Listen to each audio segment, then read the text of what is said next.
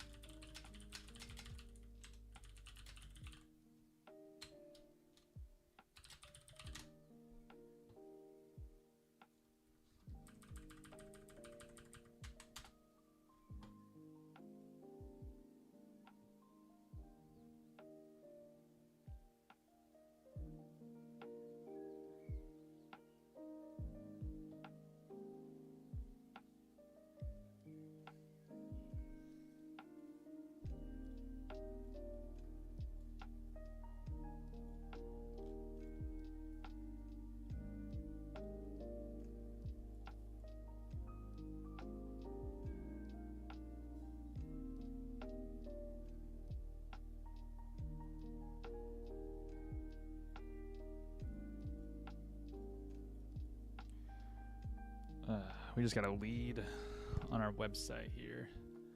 Hey, Hunter. Good, man. How's it going for you?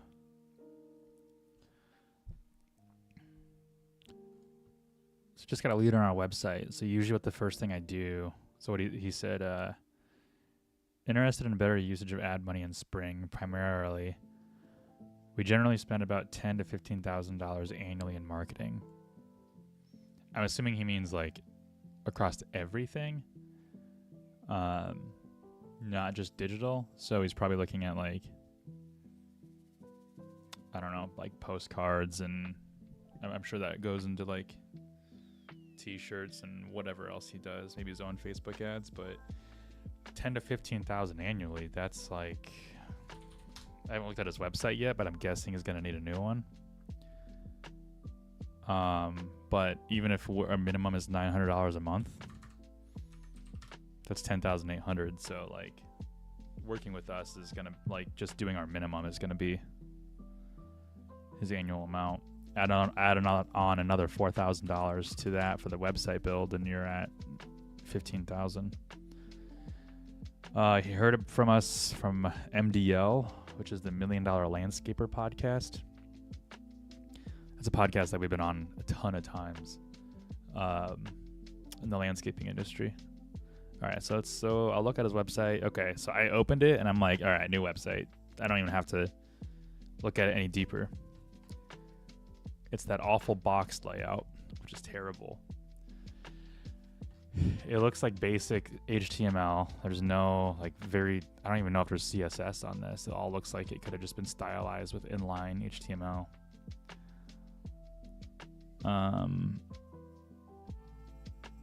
None of the H1s are localized. So this just says weed control and fertilization programs. Where? Weed control and fertilization programs in, Columbia County, Georgia, or wherever his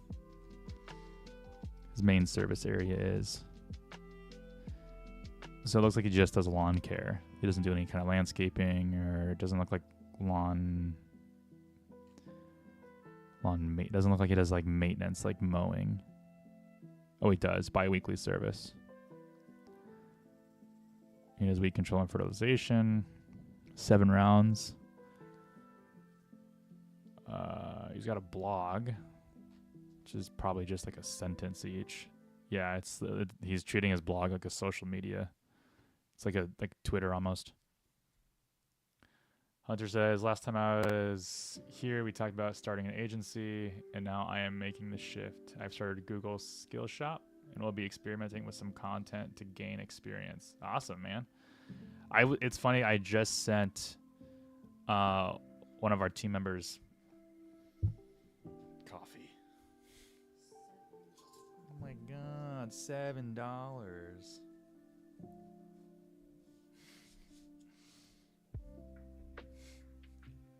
Thank you, Molly.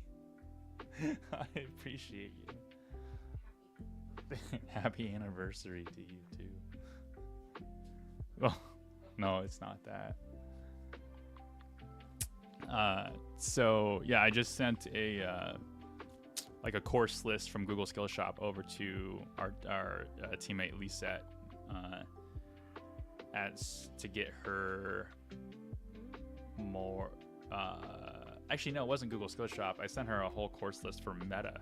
So Meta has like a bunch of different courses, and I sent her a list to do it because I want to get her more involved in Facebook ads. But Google Skill Shop is a good place to start too. We just switched over to invoice billing. So over on my left screen, we switched over to invoice billing for Google Ads. It's crazy because I've never seen the invoice billing dashboard before. I've been part of agencies that have been part of this, but this is on the left screen. This is kind of what it looks like. We're no longer doing credit card payments on Google Ads. Now they're actually invoicing us for, I don't know, the $300,000 a month we spend on Google Ads.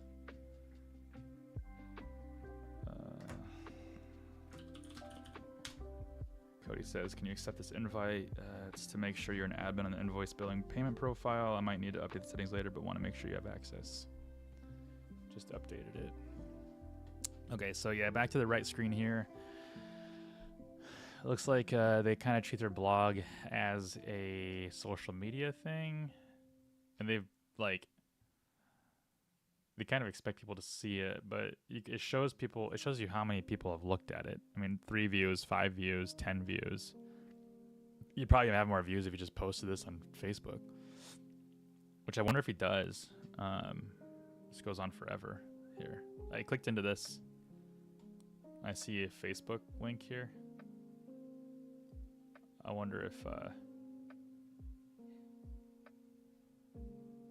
no, it's a share button.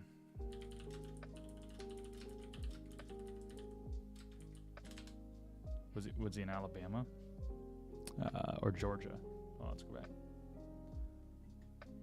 Oh my gosh, he's in Georgia.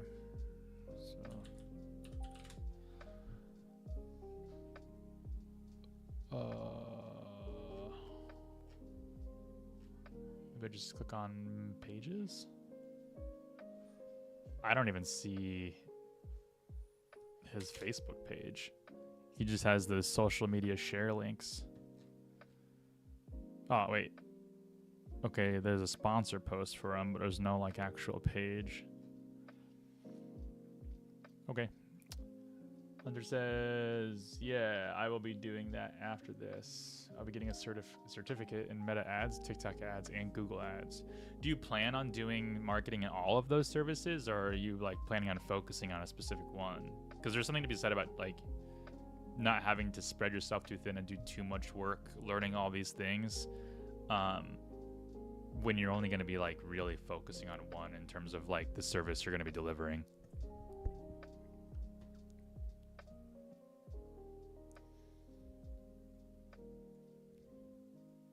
I know there's a natural inclination to want to know everything, but sometimes that could be kind of more detrimental than specializing in one or two things.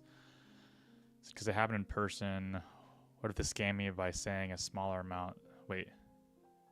Oh, wait. Because it happened in person. What if they scam me by saying a smaller amount than what actually happened? Wait, what do you mean? What happened in person?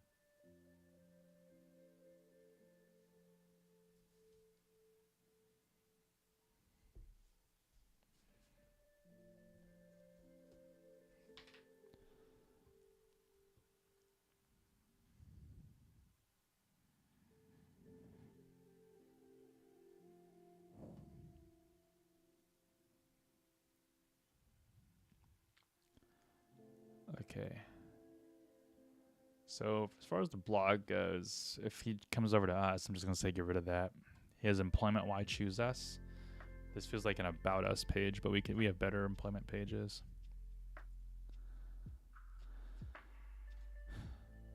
Okay, well let's see what this website's actually built on. Anyways, it looks like it's built on.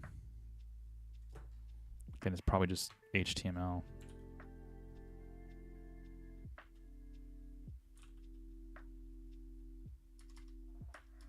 It's not WordPress. Maybe it's GoDaddy or something. Whatcms.org is a really good website to go to if you need to know like what a website is built on and you can't find it in the source code.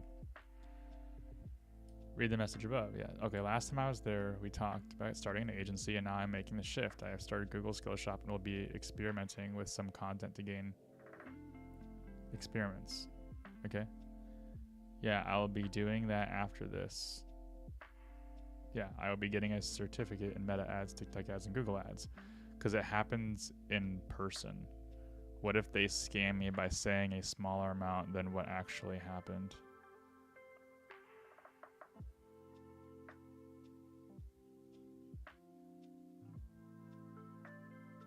Is there, hold on. Maybe my stream chat is missing something. Oh yeah, so my multi-stream chat missed a comment from you. So I'm opening YouTube now. I wanted to ask if I go into real estate and bring leads, etc. I don't know the model yet. I will find it along the way. I am thinking, how will I know which of my leads converted, right? Because it happened in person. So I didn't get that last one. Okay. Yeah, that's a common issue. Like you need to like have direct access to their CRM basically, or there needs to be a level of trust. And I think we just covered this in Discord. With somebody asking about the specific model too.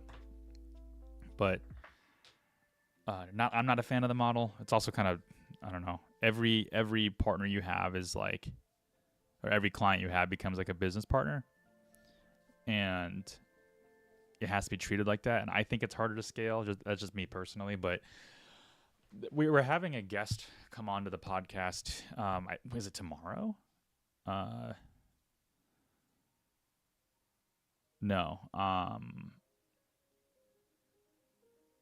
It's Friday. A guy named Matt Johnson. He used to have a real estate agency, and we're gonna ask him all about the real estate niche and everything. So like his episode will probably air in 2 weeks. And but I'll preface this. He talked about this in his discovery call, but he was saying that like the real help that real estate agency or agents want or need help with is like actually calling the leads back. So I don't know if it's going to be a matter of like marketing for real estate agencies where the money's at, or like being kind of like that call center or something, or like lead follow-up for them or something like that. There's another caveat too that a lot of people try to go after, which is like targeting the individual real estate, individual realtors, when you actually need to be targeting like the actual real estate groups. I'm not in the real estate niche, so I don't totally know, but we'll learn a lot more from him on Friday. Well, you'll learn a lot more from him on like the 7th.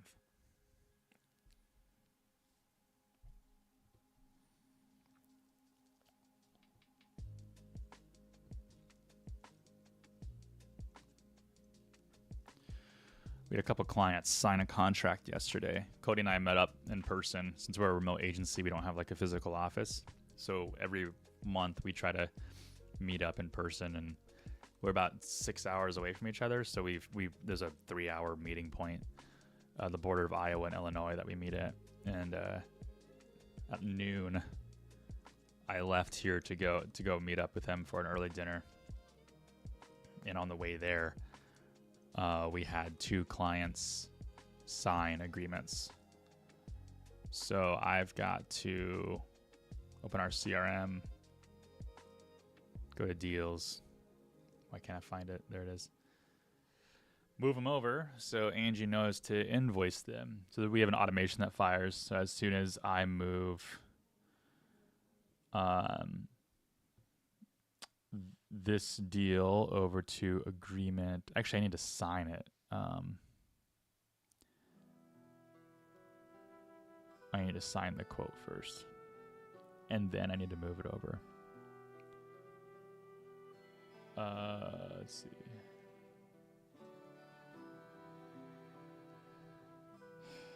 So, actions, countersign. So one of them is a legal client, which is kind of like out of scope for us because we're landscaping and lawn care specifically. But these people came over from the last agency I worked with. I was their client manager, basically, or their account manager. And the owner of the company is actually part owner of the last agency I worked at too. So this was like his second business. But they liked me so much that they left the last agency and then moved over to me, wherever I was, which is the agency I own now. Which is it's a little weird because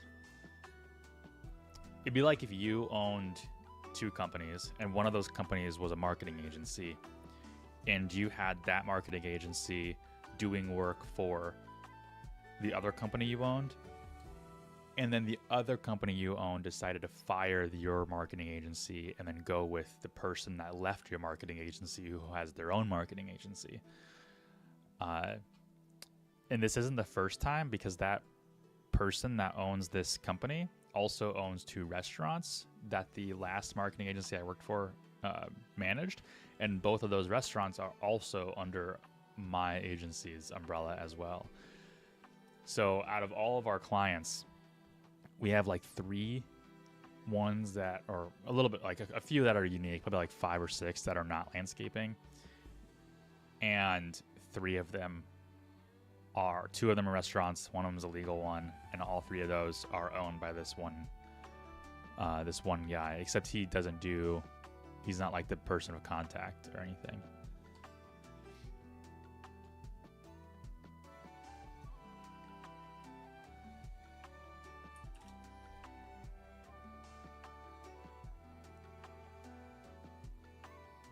I'm trying to get the things that I have to get done from the sales and operations side, but I have other things going on as well. Like one of our clients isn't getting form fills from their website, despite having SPF, DChem, DMARC records all set up, SMTP set up. Eva is getting getting the form submissions when she puts her name into the forms. And then I'm not, our client isn't, then we just got an email from our client saying that one of the clients did, but not the other one. And so, okay, so she's saying it's something with the blind carbon copy part of the email, because Cody just got the test I sent, but I didn't. It's like random things to deal with on top of like this stuff here, which is fine. But Hunter says, what service do you provide for your clients, like when you pitch? Well, we have a core service called the Foundation, and the Foundation is it's actually on our website. We just talked about putting our price on the website too. But if you go to our programs on the Evergrow marketing site, it talks about the foundation down here. Basically, it's like Google Ads and SEO bundled together just in one package. And it's just like foundational on-site and Google Business Profile SEO. So we monitor really three things: GBP, website, and then Search Console. And then we work within the confines of those three for SEO. And then we do Google Ads management. So then there's, we just manage a standard search ads campaign from there. No display or partners network with that. And then there's ad spend on top of that. So while the SEO is working in the background, we're getting leads immediately with the PPC portion of it. And that's kind of how we go to market with that. What I recommend with all of our clients is to max out the Google ad spend, because that's bottom of funnel. Bottom of funnel is people who are in market ready to buy. So we max that out.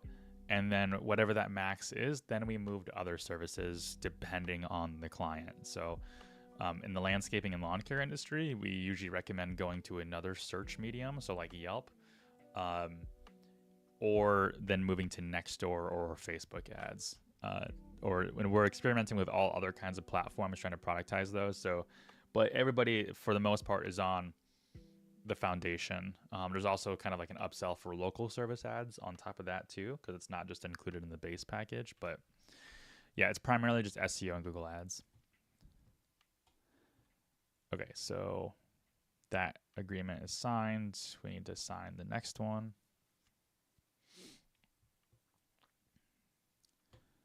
Click to sign, type, change font. Agree, close. That one is now signed. So now we can go to deals. And we can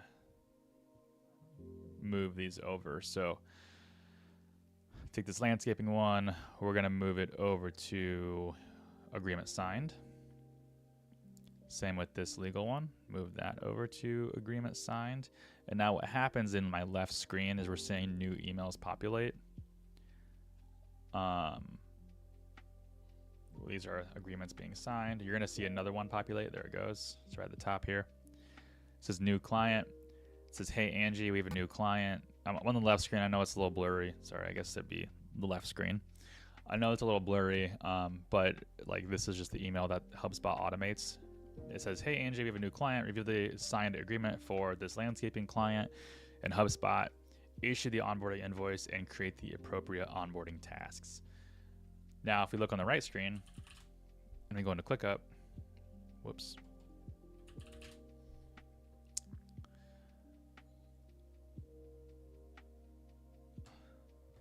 When ClickUp decides to load. So if we go to ClickUp and we open our tasks, we go to operations space in the bottom left, and we go to, I think it's invoicing, onboarding tasks. Angie just got assigned a new task. So she got assigned new client onboarding. It's the name of the client. It's actually the name of the deal in HubSpot. So we actually have HubSpot attached to or synced up with ClickUp. So when that deal was moved over to agreement signed, not only did she get an email from HubSpot, but she also got a task assigned to her with a due date, with documentation on how to invoice. Not that she needs it, but if she were to move positions and somebody else took her position, then get assigned this, they would know exactly how to invoice, read the agreement, and all that. So she has these two new tasks at the bottom right here, and I don't know why. Sometimes click the delays on. Okay, there. Now she's assigned to it. So, so she got those two tasks assigned to her. Let's see. Hunter says, "Have you guys thought about generative engine?" No. Just like SEO, but for LLMs. Yeah, I know what it is. Since ChatGPT announced Alta as their own search browser. Yeah, well, I am so I'm tired of hearing generative engine optimization. It's not your fault, or answer engine optimization. It's all just SEO, man. Like, it doesn't matter. The way that you optimize for LLMs is the same way you optimize for regular search engines, because LLMs work just like search engines. The only thing that they do is they do like a fanning method. I can't remember exactly what it's called, to gather all the information. So if you do the normal things that you do for SEO, it's going to be the same way you optimize for any generative engine. You'll get like 85% of the way there. The only additional things that you need to do are going to be like case studies and maybe more reviews. But like, even then, that's still SEO. So I know ChatGPT likes to reference case studies and things that are specifically called case studies. Like if you say, hey, what's the best landscaping marketing company? It'll say, like, give recommendations, and it'll say, like, these guys, because they have so many reviews and they have, they boast all these case studies. Well, they're not going to say that about us because we don't really have any case studies. So that's really the only difference. So like, don't get hung up on that. Additionally, like, don't forget that Google still owns like 91% of the search market. So, I mean, yeah, AI has taken a chunk out of it, but I mean, AI still relies on traditional search engine methods.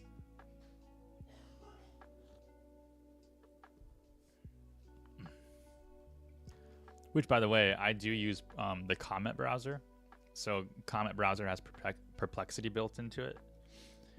And so I can, utilize the Perplexity AI assistant on this right screen here. But when I look for things on Google, because I still don't really care for it. If I want to look for like a barber near me, I still go to Google.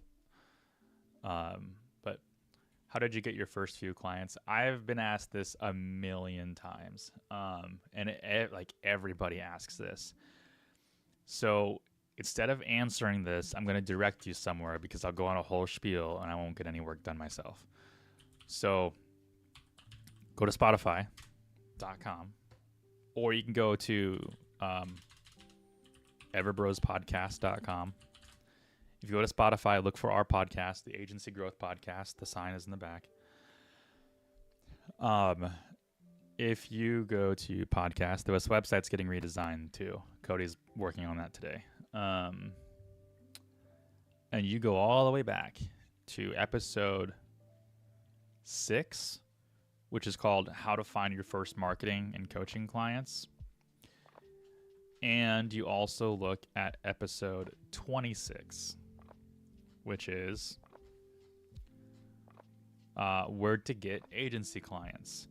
Just listen to both of those episodes, and that's literally my entire story on how I got my first few clients.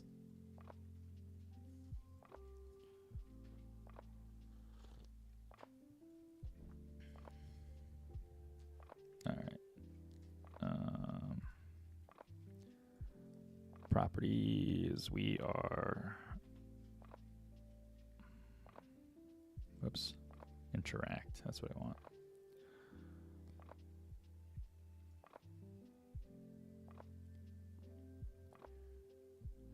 Okay. Let's review client site changes. Eva or Lisa logs off in 2 hours and 15 minutes, so I want to make sure I get to those before she gets off.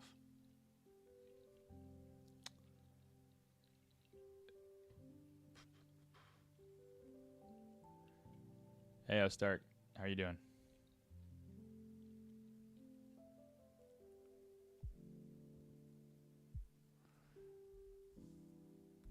You should probably jump to LinkedIn real quick. See if anybody wants to come watch the stream here.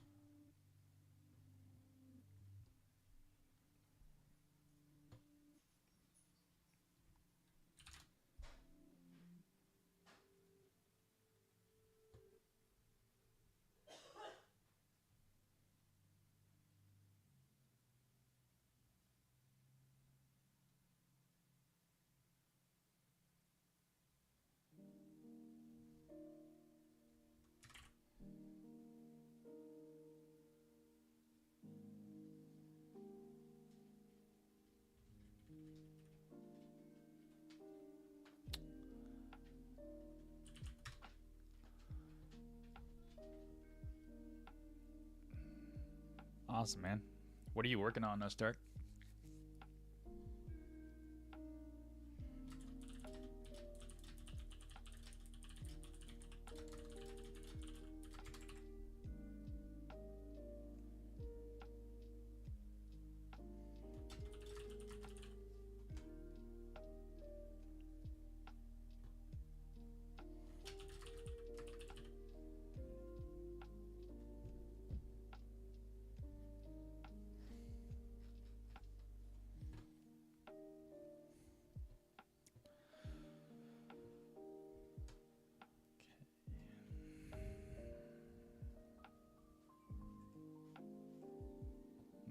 Review.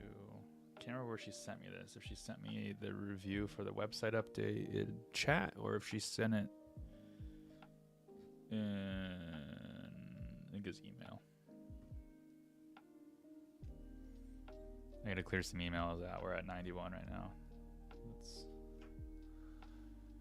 So you own a jewelry house.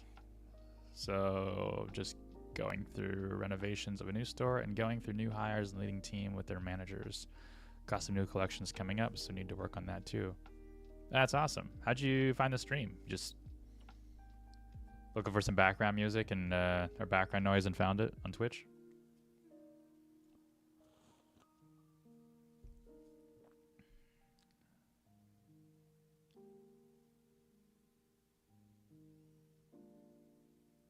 Hey, Corey. What's up, man?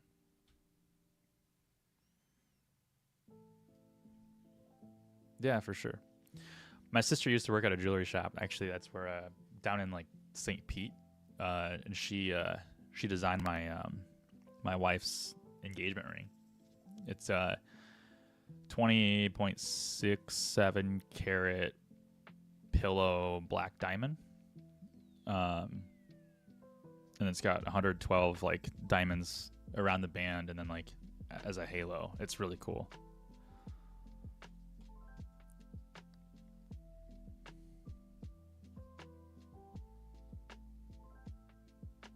$20.67. Maybe you meant to hit 0. I don't know, but yeah, 20.67. Yeah, it's pretty big. It's a big boy. It's not like a clear diamond where a 20 carat clear diamond would have been like, $250,000. It's black.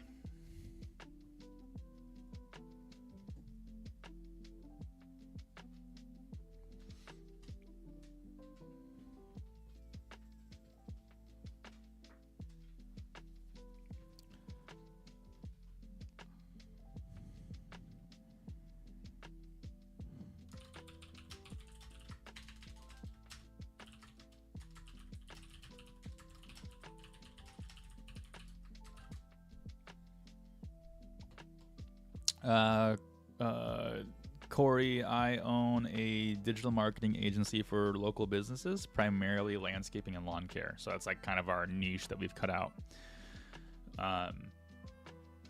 We have other clients. So like I was just onboarding, or I just put a deal through for a legal software company, legal software and services. We have a couple of restaurants too, just things that I've had through my network, not things that I've actually actively pursued. But yeah, mostly landscaping and lawn care. Yeah, it was Stark. This isn't a lab grown one either. This is a natural black diamond. It still has all the like inclusions in it and everything like that. Here, I'll go get it. I'll show you.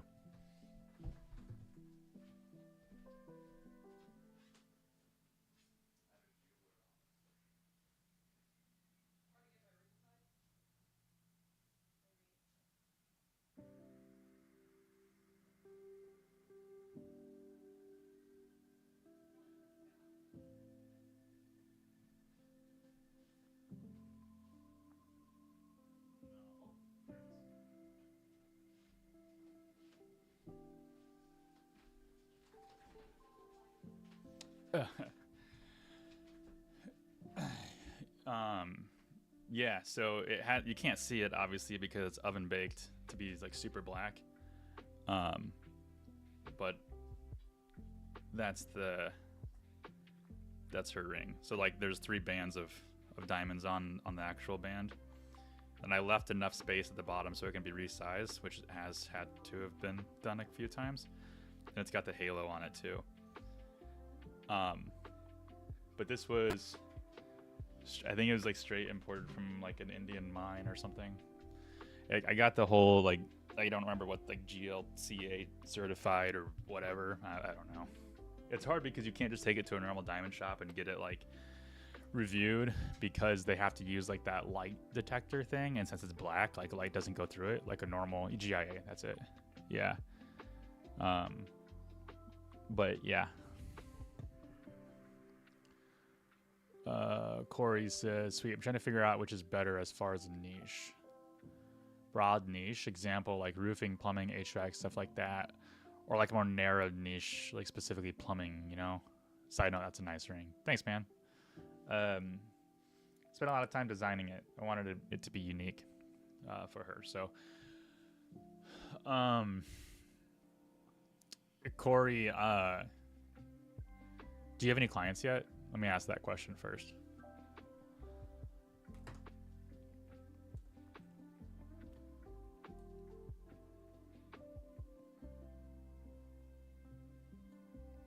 Oh, nice. Ozark, where are you at then? What market are you in? Maybe I missed that. You have a septic plumbing? Dude, I have a septic. We just onboarded a septic company like a month ago, maybe. Not even that, like a few weeks ago. So this is a new territory for me. So I asked you how many clients you have because it's okay to go broad initially. I mean, it's okay to do whatever you want, honestly. But like, if you're actually trying to find a niche, it's okay to go broad initially, and then narrow in on the ones that you're seeing success with. So like, if you do like plumbing and HVAC and roofing, and then you're only having success with the roofers, well, then maybe just go after roofers and duplicate that success. Because everything's going to be a little bit different, right? So, things like septic can work well on social if you want to do social, because septic has things like inspections. You can target people who are in market for homes. You know, maybe they need a septic installation. Roofing doesn't do well on social unless like you target these for like during times of storm damage. I guess roofing can do well on social because there's like a 6-month window of storm damage, so you can technically always run it. So I'm getting in the weeds. If you have any questions, let me know, because I've talked to a lot of agency owners in these spaces. Maybe HVAC. HVAC doesn't do well on social, because if you have like an actual like heating and cooling issue, like you're going to Google to look for that, and so maybe like that's the medium you need to focus on for that specific niche. And so when thinking about your niche, your target market, you kind of want to like also mirror it with your expertise in like ad delivery and platform expertise. So if you do well with septic, I would go all in on septic, because there's a lot of septic companies out there and it's a pretty decent market. Then you can like expand slowly into kind of like tangential niches like plumbing and then HVAC and things like that, because septic is super close to plumbing. There's a lot of septic companies out there that also do plumbing. The one I have only does septic stuff. So Ostark says, how are you finding taxes in the US? In the UK, it's horrendous. I'm paying too many zeros taxes at the moment. I had shell and licensing companies, but new tax rules ignore them now. I might have to relocate to Dubai. A lot of people are relocating to Dubai, especially in the digital space. Taxes are fine. Like, I don't know. Corporate tax rate here, what is it, like 20 some percent? US corporate tax rate, 21%. So it's not bad here. Personal taxes, it's also like 20%, depending on how much money you make, because there's like tax brackets. But it goes up. But like, I don't know how your brackets work over there, but like, you can get up to 40%, but like it doesn't tax like your entire income as 40%. It's only like a certain amount over your previous bracket. So if it's like, I'm making up numbers, but if it's like 17% up until $50,000, and then it goes to 20% up until $100,000, then you're only taxed 20% on the 50 to 100,000, and you're only taxed 17% from 0 to 50,000, and it scales from there. Corey says, have you done well with your septic company? They just onboarded. Like, we're not even running ads for them yet. They're actually reviewing their site right now that we just got done building. We're waiting for their feedback on it. So I'm not having good luck with mine, but I'm only running PPC search ads on Google, but its monthly budget is about $800. His competitors are spending bank. Do you do any SEO or anything like that? And did you build their website, or did you modify it to any extent? Ostark says personal tax here is 40 to 50. Jeez. Yeah, but you guys have like healthcare, right? You guys get like healthcare. Is it like decent healthcare? We have really good healthcare, but it's super expensive and it's tied to employment. So like if your employer is not providing it to you, then and you're an entrepreneur, you have to pay for it yourself. And like our taxes plus our own healthcare is probably going to be like 40 to 50%. And they have even done more tax-free transactions with cars now, so benefit in kind company cars are all fucked. You have to pay 50% of the car's value. That's crazy. 50% of the car's value of the year. We have to pay like, it's a very low percentage. I think if my car, if our car is like 20,000, we probably have to pay like 500 maybe. Yeah, the UK is incredible, but taxes make the soul hurt. Yeah. 100,000 a year in car tax. Jeez. You must have some nice cars. I have a 2010 Cadillac CTS.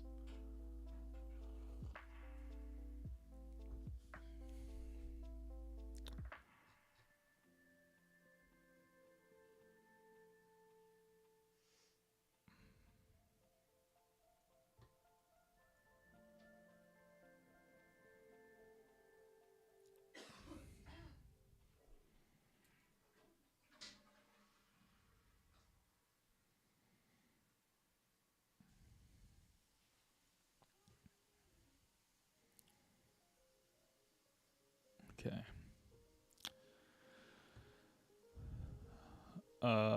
Corey says, I rebuilt it completely. There's this garbage, but I haven't started SEO yet. I wanted to run different ad sets for different services they offer, but their budget is so low that I feel they do terrible if I split that money up.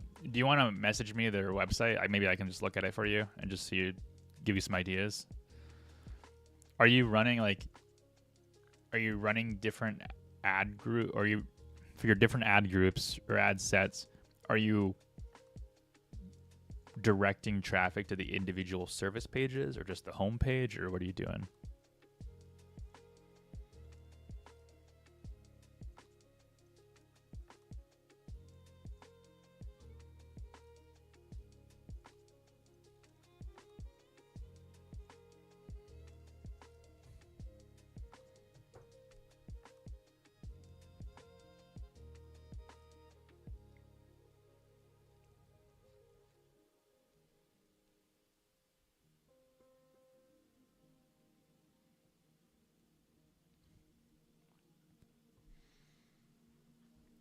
Okay, so I got some emails that came through. Stark says, I do, but I might have to rethink some of them. They're pushing for electric cars, which are at 3%, but there's talk they might go up and scrap it and treat them as normal cars, normal gas tax cars. Yeah, because if they push that, then they lose all their tax revenue. We had huge tax breaks for electric cars here as well, but that's all getting scrapped as well.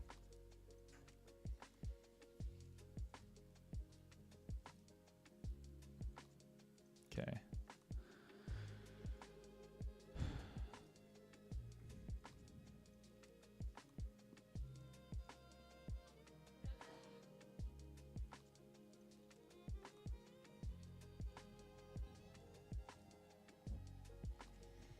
Every time somebody connects with me on LinkedIn and their bio says scaling agencies, I usually just ignore it.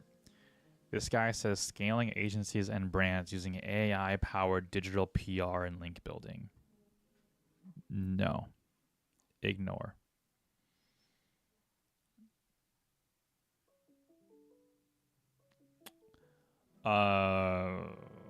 Looks like my my bot blocked your link. Plumbing services, but here, I'll take it. Plumbing Rossville. Let's look at it. Okay. So septic. Okay. Well, here's like a really easy win you could do for him. You could just put the location that he's trying to target in the H1.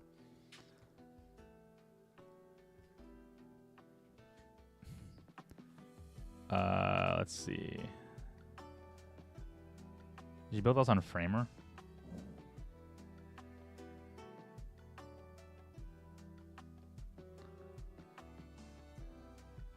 Let's see. Trying to find H1. Here we go. Yeah, okay. So I thought that's what the source code says. Okay, so like septic plumbing or septic pumping, sorry. That should say like septic pumping, professional septic pumping services in Chattanooga. Like you're not ranking for, people type in septic pumping near me, you're not ranking for anything locally because you should have Chattanooga in there. Same thing if I go to, like, okay, so I don't mean like dump on the site, but like this picture says plumbing. Plumbing, this shows like a large drain pipe, almost like a giant French drain outside, but like this isn't plumbing. Plumbing is like indoors.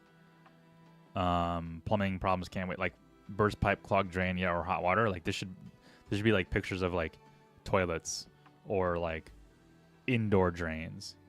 So if you're seeing like low conversion rates, people are probably landing on the page and being like, this isn't the type of plumbing I need, right? Like, so they just bounce. Like they might click and be like, yeah, it's not the plumbing that I'm expecting when I click on this ad. Sewer line repair. Also, this is a picture of a French drain, just because I can tell how narrow that pipe is. It's not a sewer line. I mean, these are really all the same like types of. This is like the same job almost. So I would really work on these landing pages, because they don't, like, you gotta do a little bit of research on the industry. When we picked up our septic company, I did a ton of research. So I'll show you. Let's see, who are they called? Guardian Environmental Solutions. No, I don't want to log in. I just want to go. Okay, so they have the services they have are septic pumping, just like you did, septic installation, septic repairs, leach field draining, commercial services, grease trap cleaning. So if you look at commercial services too, we talk about the places that they might clean. So car wash, pits, lift stations, restaurants, hotels and resorts, stadiums and schools.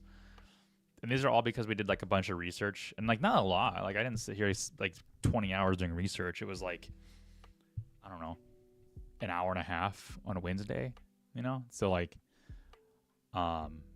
just looking at competitors and like what they have on their site, and then asking the client like, hey, do you offer all of these services? And if they said yes, then I was like, okay, well, I guess I need to learn about leach fields then, because I have no idea about leach fields. So that's a big like septic thing. To be honest, I use what he told me to use for photos, but noted I'll make sure. Yeah, they don't, I mean, clients don't know anything. Like, we have a lot of clients who want to do like just like design their website certain ways or have certain elements that like it's just not going to convert, and we have to kind of push back and be like, that's not going to work. Like, you should do it this way. And if they're like really adamant about it, then we just kind of let them, and then we show them that, yes, like, see, your conversions are low.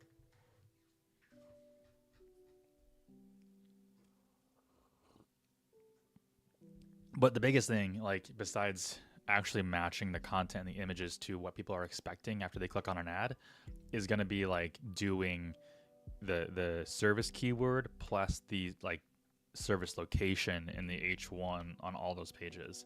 That's gonna like launch your SEO, and you should also do the title tags too.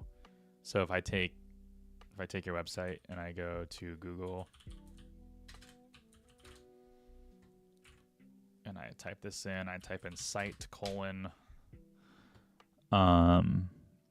your title tags actually, well, you have some duplicates. So your About Us page and your septic pumping page have the same title tag. And then are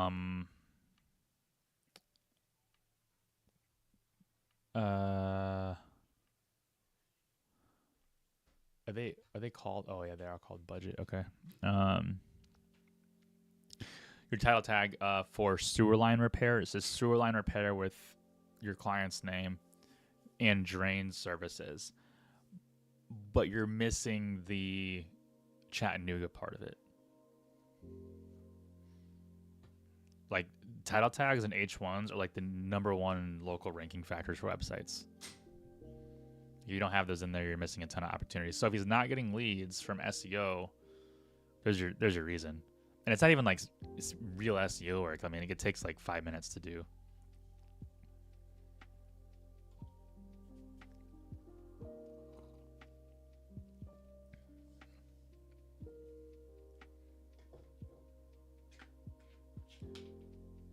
What are the main two? So the main two are the service that people are searching for. So septic services, which you already have on each page, or like plumbing services. That's where you already have that. The thing you're missing is the location. Plumbing services, where? Septic services, where?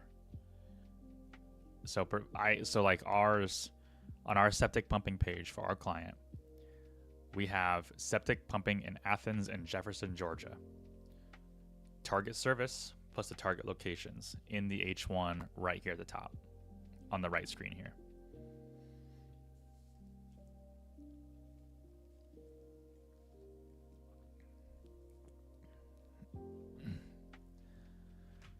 Okay, so we got some.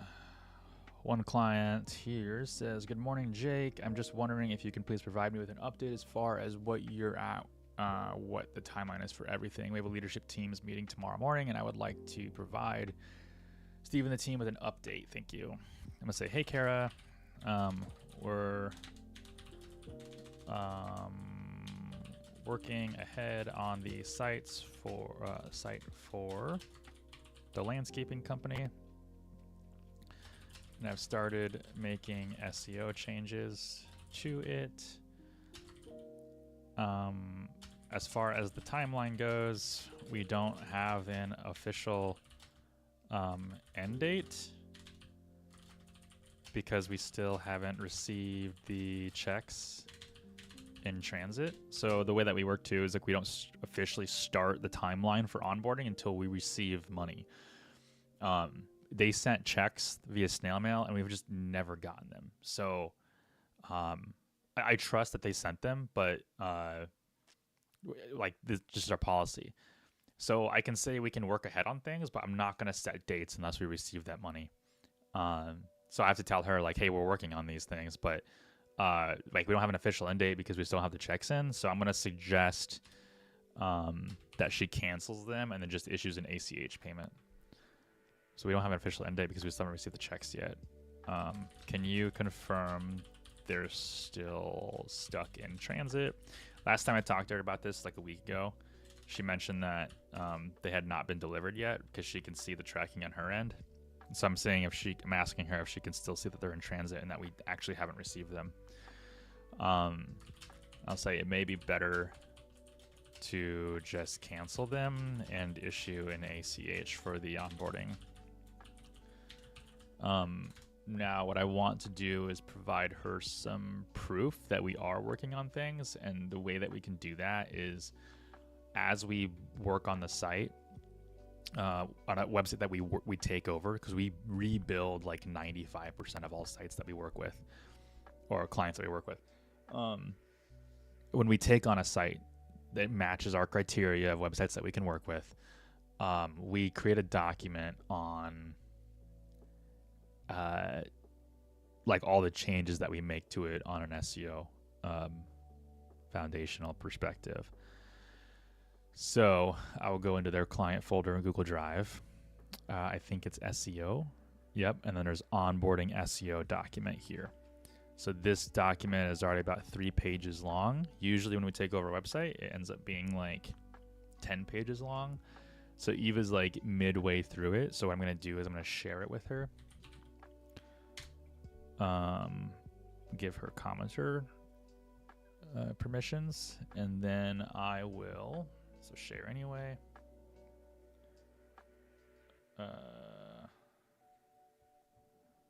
And then share it, copy, provide her a link. You can see all of the changes we've made on the site. In this document, we're keeping track of things on. Other things like access to Google Analytics, Search Console, and Tag Manager. We're waiting to see if Jamie hears back from your old agency on if they had access to those. Otherwise, we'll get started on setting those assets up as well.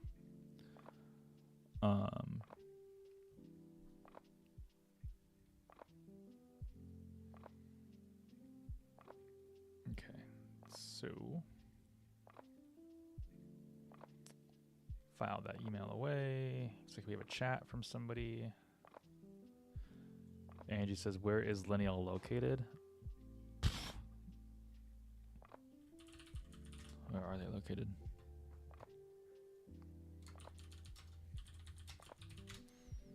I think the US.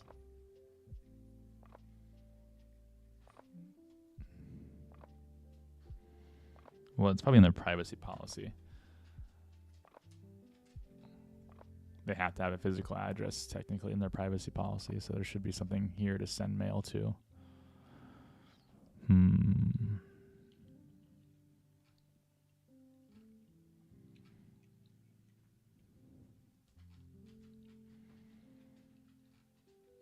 Oh, there it is. Well, sure.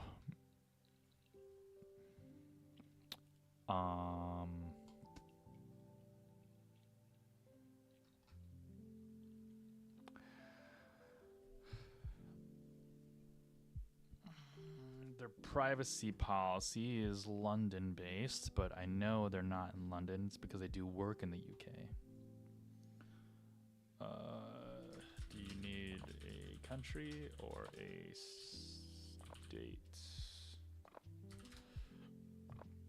Corey says, I appreciate that help. I'll work on their SEO. As far as PPC search ad, I think it'd be wise to set them up with local search ad for potentially better luck.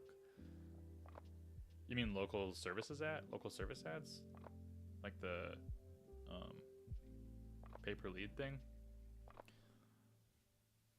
The search ad isn't doing well. I mean, yeah, there's tons of reasons why a search ad might not be doing well. Like, do you have the search partners network turned on? Do you have the display network turned on? Those things are turned on by default when you set up an account. So if you don't go in like advanced settings and turn those off, then you're probably just serving ads to like the search partners network, which don't convert very well. Oh, they're off? Okay. Are you using broad match keywords or are you using phrase match keywords?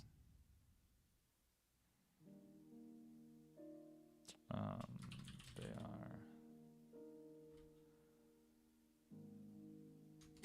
I just don't know where their HQ is. We can ask quick and see if we can get a response.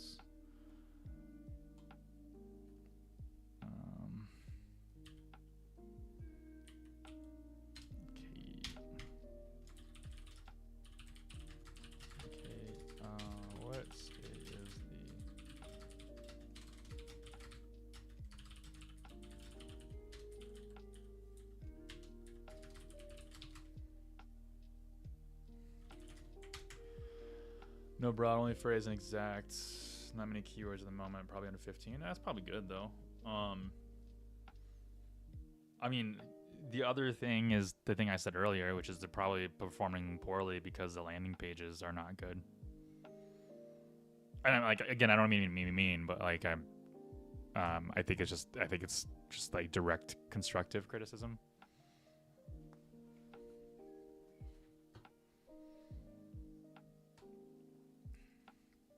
If you were working on my team and you're like, hey, I don't know why this is performing bad, I would say these landing pages are not good. We should fix them. That's what I would say to you. And then I would tell you the things I already told you.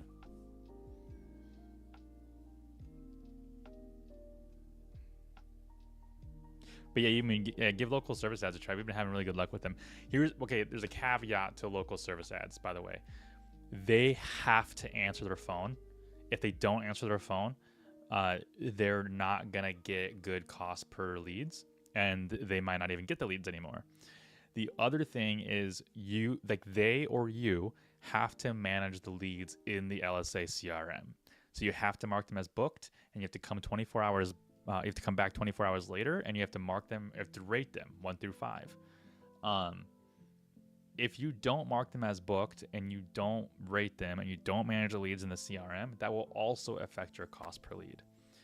The problem is like if they start getting like a decent amount of calls, somebody has to listen to those in order to make sure that they're marked as booked or rate them. The best person to do this is your client. The problem is clients don't do it. So if you do it for them, then you have to listen to those leads, follow up with the client, rate them, book them, do whatever. That's going to take time, like 10 minutes a day, maybe 20 minutes a day. Okay. So let's say it takes 20 minutes a day and you do it for 5 days a week. 20 times 5 times 4 weeks in a month. 100 times 4, that's 400 minutes. So divided by 60, that's 6.6 hours, almost 7 hours of doing this. If your like billable rate, like let's say like you charge $100 per hour. Not saying you do this, but like if they're paying you, they have to pay you basically $700 a month for you to do that. That's just like a general labor rate.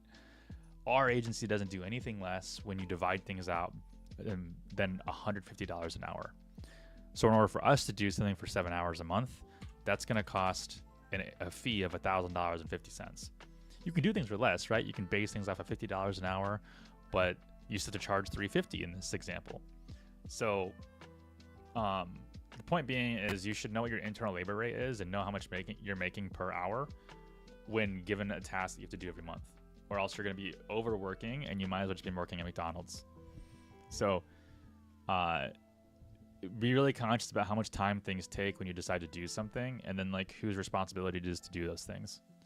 And if you're going to have your client rate the leads and update the lead CRM, then you have to teach them how to do that and make sure they're doing it. Because we've been making sure our clients have been doing it and they're not doing it.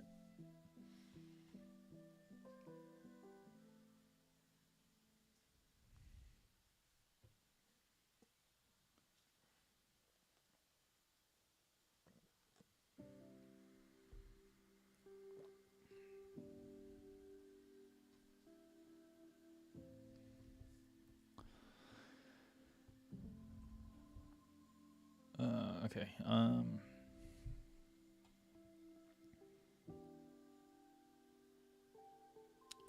Okay, another email. We recently discovered that our online inquiries for our website aren't working. Is this something the old agency would have had set up, or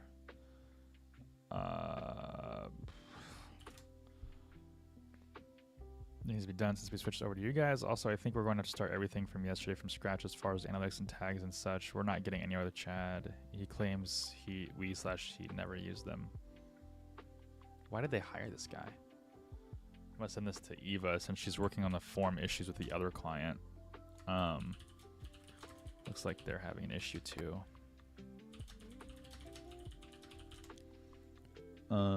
Form fill issues everywhere, all around. Everybody gets form fill issues.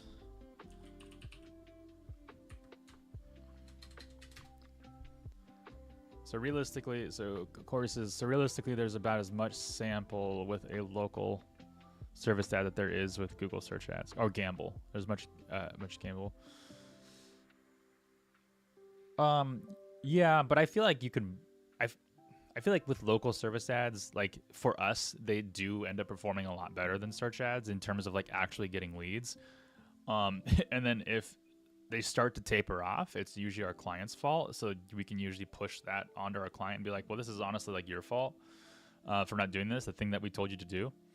And so we've had pretty good results with local service ads. You also have to make sure that they have like good reviews on their Google business profile. Like there's definitely some things to kind of just be conscious of. Yeah, and then it's worth like testing out the photo to use for LSAs too. But I mean, I'd fix your landing pages. You'd be shocked at how much it could work but just by doing that.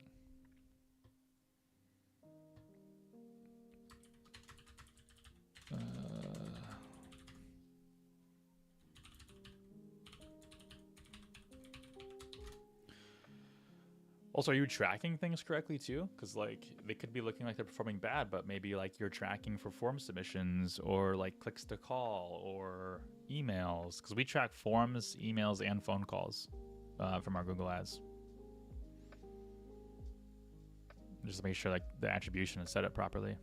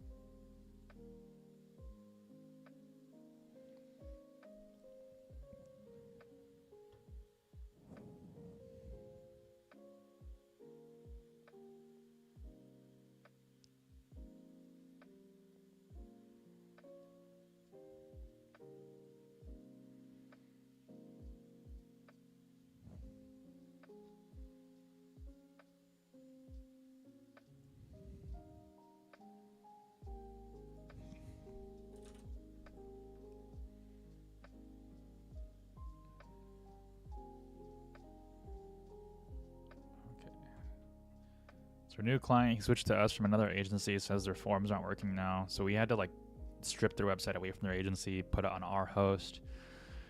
And like their agency is not communicating or helping them out with anything, which is sad. So their forms aren't working. Now we have to figure out why. It's probably something to do with their SPF records. And so I'll just have to say like, hey Jamie, good morning.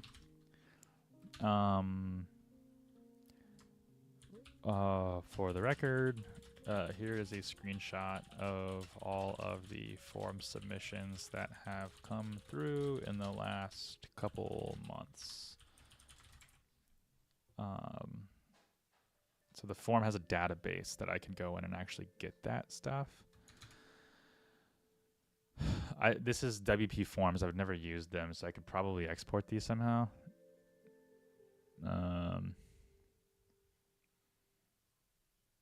I don't know how.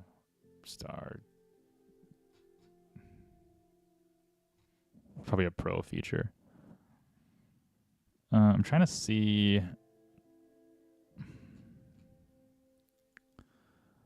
Like, who gets the email notification on these? And where are the settings to do that?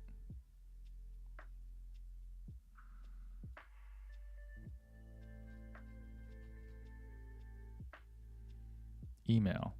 You think you'd be here, right? General? Where is it? Maybe it's in, I have to go to the like actual form itself, maybe. Simple contact form, hit edit. And then settings, confirmation, notifications. So it should be going to Kara, which it is. And the next question would be, is their SMTP configured properly? Which Eva will look into with Mailgun in a little bit here, because I asked her to. Corey says, I mean, even if I track clicks, it's 1 to 4 clicks a day, and says he's not getting any calls. My top of the page rate is pretty high. So the ad is being shown. The ad copy has been tweaked many times, as well as I feel the ad copy itself is no worse than competitors. So if you're not tracking conversions, whatever your client says is useless, because he's not getting is he not answering the calls? Like, what if they're filling out forms and emails? He might be getting form fills on the website, or he might be getting contacts on the website, but he does not understanding that that's from Google Ads. He might just be like, that's organic or whatever. Like, you need attribution. If you're a marketing agency or a freelancer, the only way to prove that what you're doing is successful is by attribution. So if you're not doing the conversion stuff, if you're not tracking conversions through that, then whatever you do is absolutely useless. So 1 to 4 clicks a day, that's fine. I mean, like, our landscaping clients average $5 a click. So let's say we get 4 clicks a day, so that's $20 a day. $20 a day times 30 days, 30.4 days a week, or days a month, is $608. That's a $600 budget for a month. $600 is actually more than our average landscaping client budget. Our average landscaping client budget is like $500. So like, that's like in line. 1 to 4 clicks a day is normal.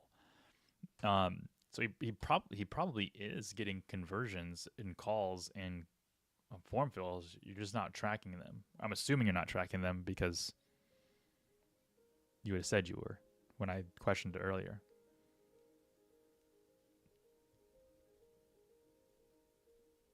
I could be wrong. Maybe you didn't hear me, but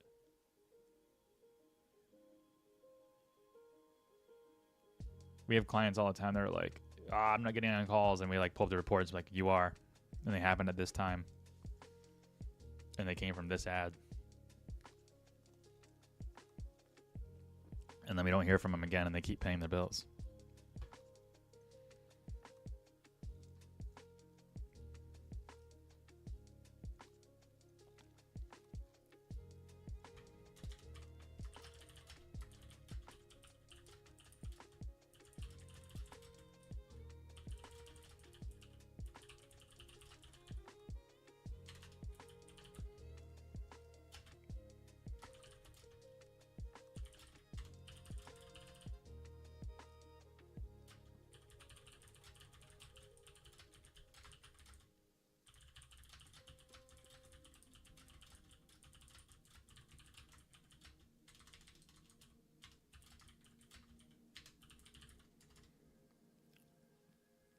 You know, we've had multiple clients today with email deliverability issues on our websites, and I'm wondering if it has anything to do with like tapering AWS outage issues. I just want to put that in here just for that. And regarding the Google assets, sounds good. We'll get all of that stuff set up. Super weird that those things were not utilized by your last agency.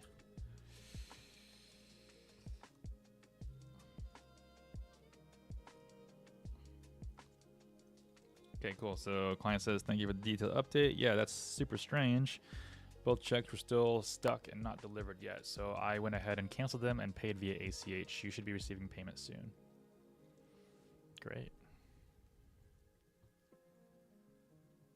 I'll star that, and it'll remind me to come check it in a little bit. Where? I did not mean to close that. Wait.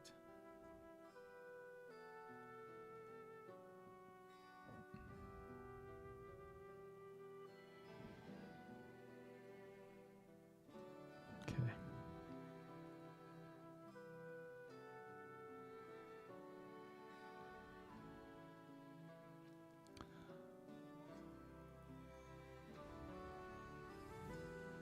Still haven't like reviewed the client site changes that Lisa worked on.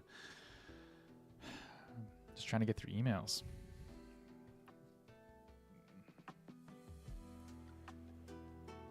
Okay, let's file this one away.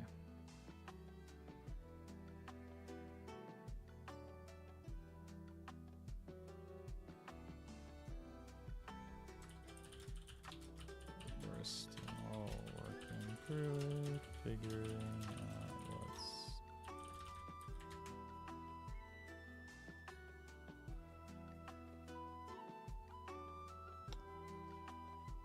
Okay. This client says, question, Jake, how does that compare to last year? Do we see a similar jump in October versus September on CPL? Well, I could just look at this. I think we did. I thought I said that in here. Maybe not. So we're gonna open Google Ads.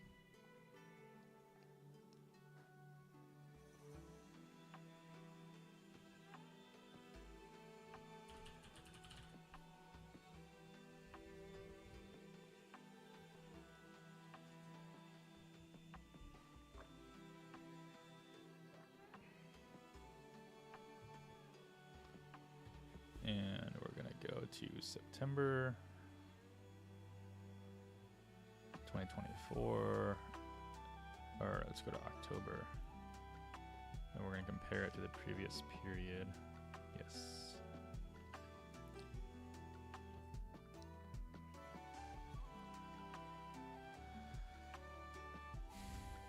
Cost per conversion.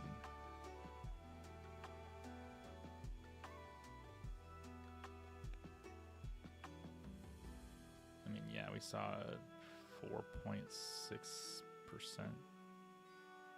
reduction. Wait, Google Ads comparison always throws me off. I don't understand how I don't like it. Okay, $115 cost per conversion in September, and then in October they had a 112. Okay. Campbell. So last year, Greenwise had a $115 CPL in September, and a $112 CPL in October. So they saw an overall reduction.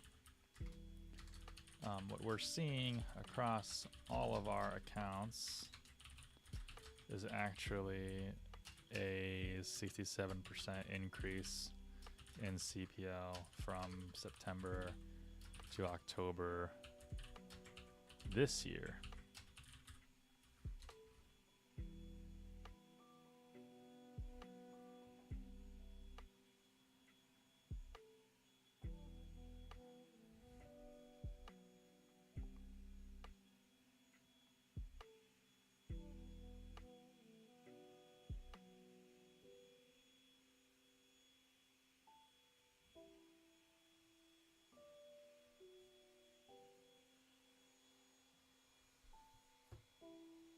Wait.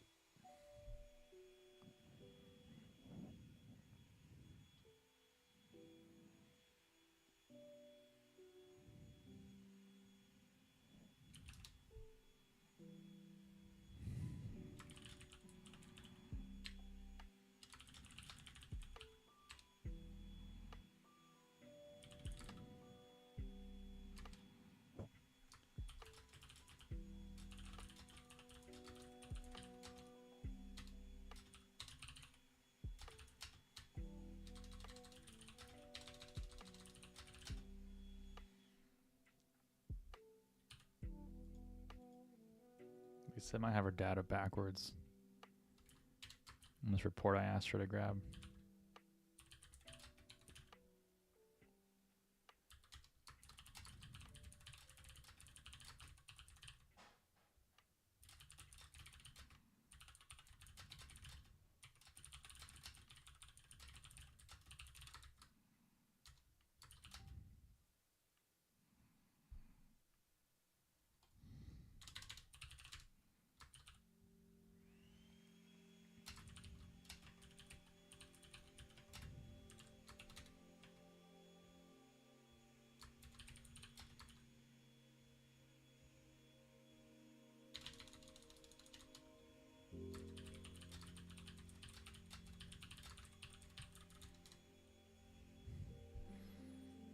Yeah, I think her dad is backwards. What up, Doyle? Yeah, they're working hard. If I made money.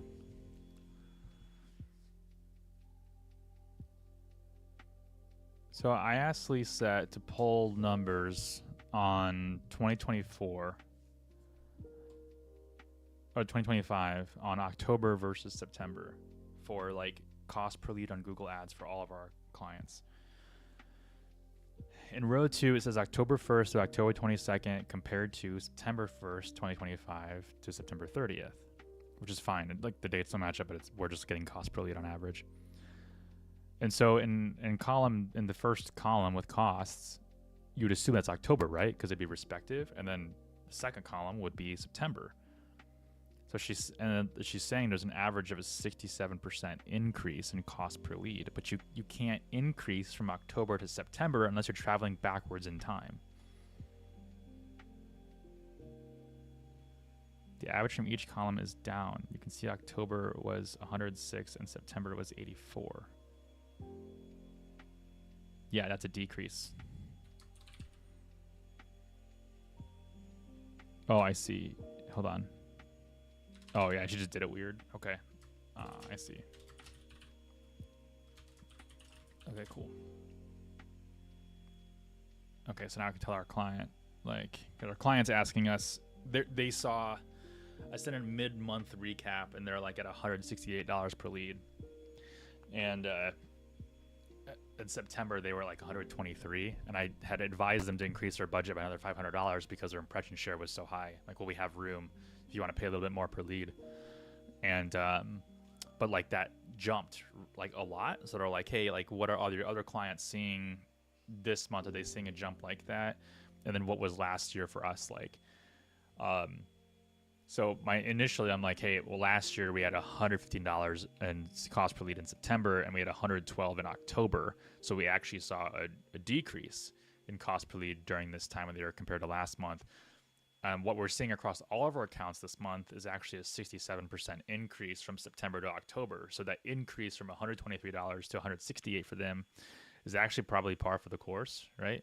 128 is at 128 divided by 163. Is that like a 73% increase? I don't know like the math on this.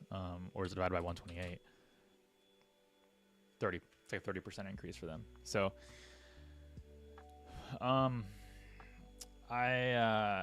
now what's actually unique is I checked this morning. Like I checked their account this morning. And between October 1st and October 22nd, they're actually at $115 per lead. So between when I sent this email out 2 days ago and now, they actually got like 5 more leads, which plummeted their cost per lead to actually below what September was. So none of these emails even matter right now because they're actually performing better than when I sent my mid-month recap. So I will say, as of emailing this 2 days ago, the increase is in line with all of our other clients. Actually, Lisette's math is not correct, but it's generally correct. So she said the average was $84 per lead in September last month, and it's $106 per lead in October this year. And she says that's a 67% increase. That's actually, I think, 23% increase. I think she needed to subtract from 1.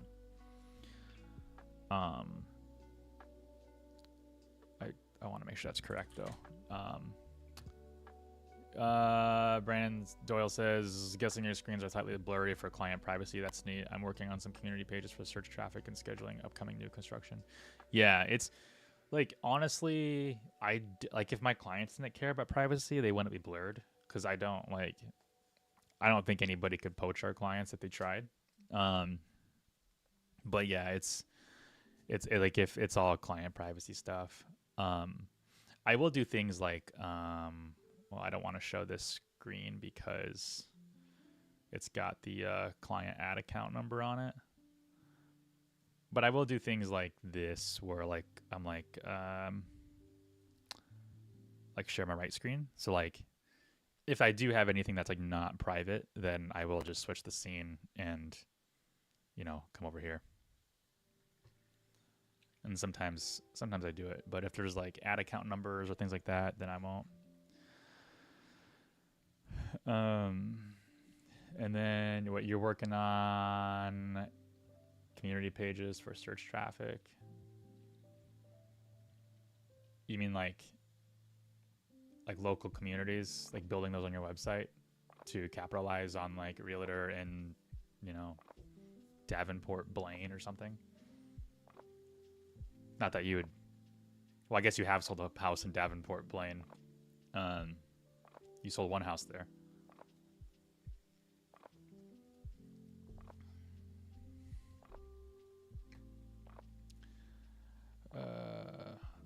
So as of emailing this 2 days ago, the increase is in line with all of our other clients.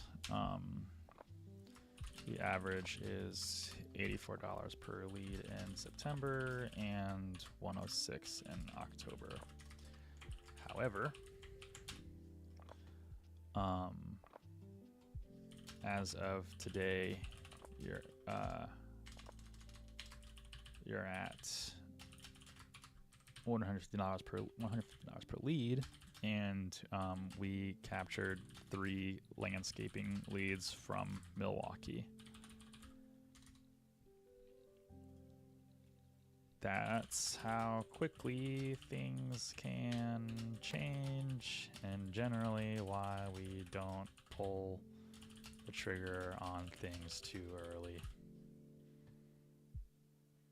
Let's take a screenshot of that for them, just so they know I'm not lying.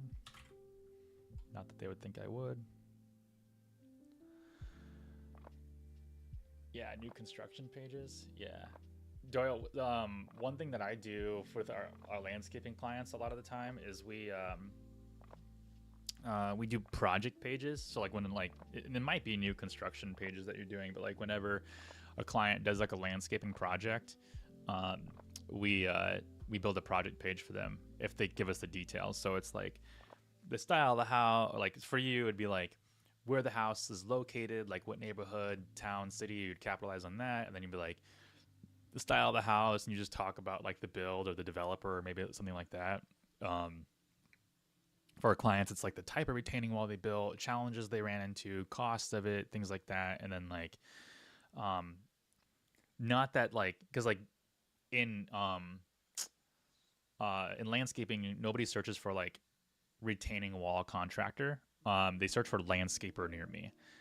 That's like the bulk of the searches. But when you occasionally do get the people who search for retaining wall contractors, and you don't have like good pages on the site for that, and you have those like project pages, those will rank super well. Plus they give authority to like your actual, like your topical one, which is like the landscaping one. Salem says, working on my marketing analytics business. Good to see how you support your clients. Yeah, man. Like it's, retention is number one in all businesses. So, we had a guest on our podcast named Jordan Brand, and he was with Coalition Technologies. They're like a $10 million plus marketing agency.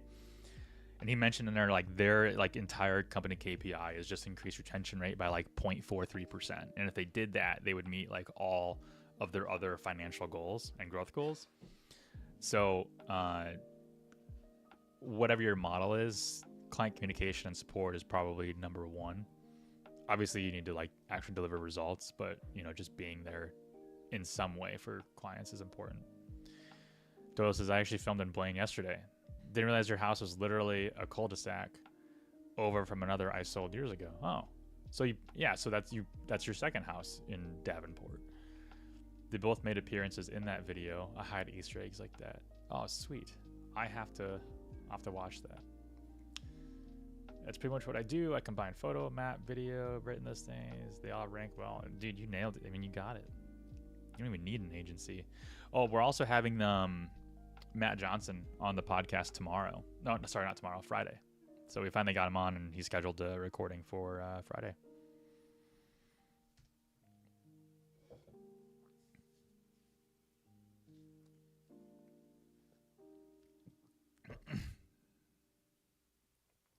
I don't know if thoughts on companies that pass along CC processing fees. We used to do that. Uh, but I'll tell you why we did it. We I don't know if you can do it in Minnesota. It depends on where you're at, because like our business is based in Iowa, and you're allowed to do that. Obviously, there's ways around it, like 3.2% discount, if you pay with cash or whatever. But there's usually like local laws about it. So we passed it on through our agency clients, and our reasoning was because of ad spend. So we generally, hey, Cody, my business partner, Cody and my realtor are both, my business partner and my realtor are both in the chat. Doyle, yeah, we used to pass on CC fees, or we used to pass on those credit card processing fees. And the reason why we did it is because we had historically not had we had historically not charged a percentage on our ad spend, because we take an ad spend from our clients on top of the management fee, and then we spend the ad spend on their behalf. So on an infinite scale, taking 2.9% would actually eat into our margins, and in theory, we could be in the hole just by accepting payments because of the cost of goods sold. Okay, so Doyle, if they're trying to pass it on like that, then I would say is cost of goods sold included? So, but it makes sense. Okay, right. So are they taking an ad spend, or are you spending on the ad spend on your behalf? I'd say probably like 8 times out of 10, they're spending your own ad spend inside of your own ad account. We're kind of in the minority by taking in the ad spend in the front. But as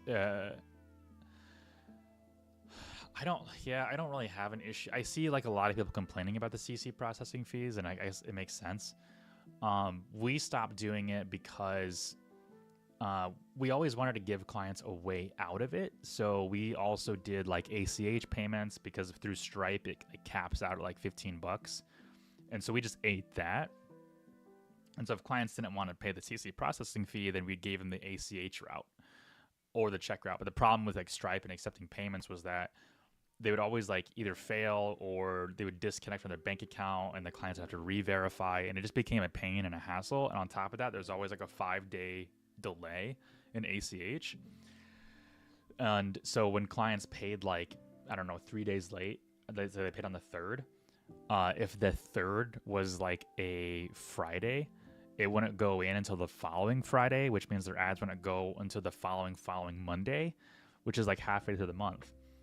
For us to actually receive that payment. So it became just like really crazy and annoying, and we're like, you know what, eating the 2.9% fee is better for P&Ls and the balance sheet for any given month if clients can just pay with a credit card on time, because it's instant. So we switched to credit card pretty quick and just ate the processing fee. Now, one thing that we did was we added a percentage on ad spend. So now at a certain point, the way that our ad spend works is our management fee is $650. Ad spend is, if you go up to $650, there's no additional management fee. But if you exceed that, there's a 15% margin on the ad spend that exceeds that $650 base management fee. So anything over that then is a margin calculation of 15%. So no matter what, that 2.9% is always taken out of, or is always factored in, no matter how high the ad spend scales. And we just worked it into our pricing. Let's see. You said I don't currently have ad spend. It's just MailChimp management and design fees. Yeah. I mean, as long as if they give you a way to do like a payment without the fee, then I don't think there's an issue with it. You said they do offer ACH, but it's less secure. They have a history of overbilling, and I don't want them direct access. Yeah, that makes sense. That's true. I'm spending like $750 per month with them. Might look for a new provider. Yeah. I mean, at a certain point, like, do you know if they're like remote, like a freelancer or in-house? Because if they have like a physical office location, then I don't see them necessarily changing their ways unless enough people complain. But the reason Cody and I changed our ways is because we didn't want to deal with checks anymore. and we were super tired with like the 5-day waiting period, and it just became super annoying.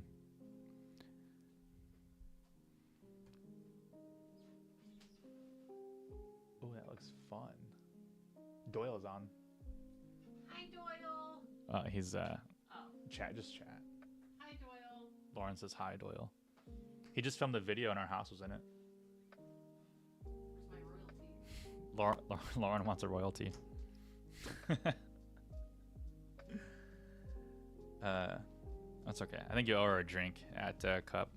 He owes me a pack of cut waters for Alyssa and I. Yeah, pack of cut waters.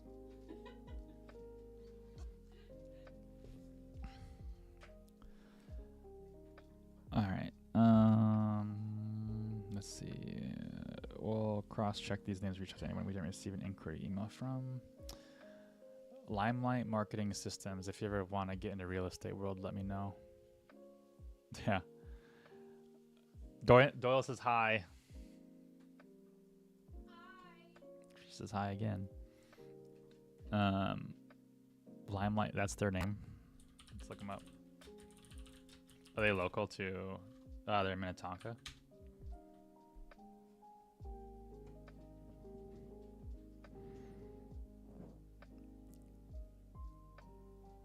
Oh, girls are getting spayed. I don't know if the rumor has gone around yet, but so Wild Side they're putting together a team for Cup or a line for Cup, and they have like a skeleton crew. And I don't want to do that, so I'm not playing with them at Cup for X Ball. So I got on another team, and they Wildside pointed out, or they posted, they're like, hey, we're looking for bodies. So I sent it to Brandon, and I was like, hey, if you want to play X Ball, Wildside's looking for a body. And I was like, but I won't be on that team, so like you'll be solo. And he's like, what? Are you just gonna work the booth or whatever? And I was like, no, I'm on another team, but not Wildside. And he legit thinks I'm playing for Distortion, which is not true. I'm actually not, but I'm gonna let him think that. Am playing for another semi-pro team though, but not Distortion.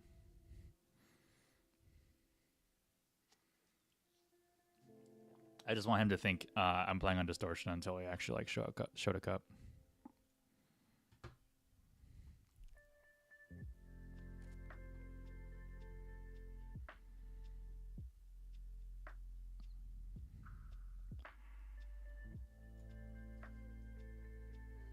Let's see. Yeah, we see you guys practicing. Wildside's did nothing since ICPL. I played like the week after ICPL. I played in the WCPL. And then I haven't. I mean, that was what, 2 weeks ago. I haven't done anything since that. But I'll be heading to KC Sports Complex this weekend. You don't know that. It's a secret.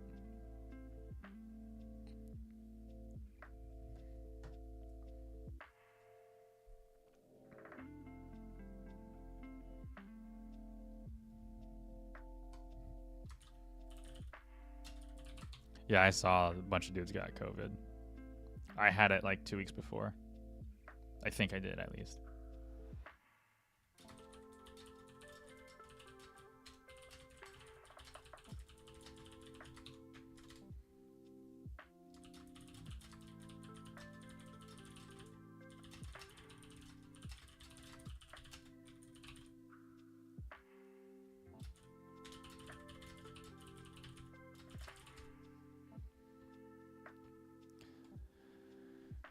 Yeah, I have to do 3-day practices for like the layout drops down there.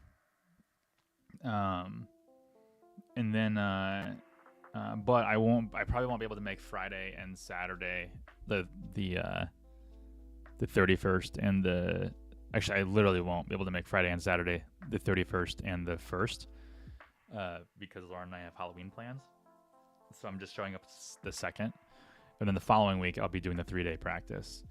But I'm going there this weekend to kind of like preemptively make up for not being there on Friday and Saturday next week.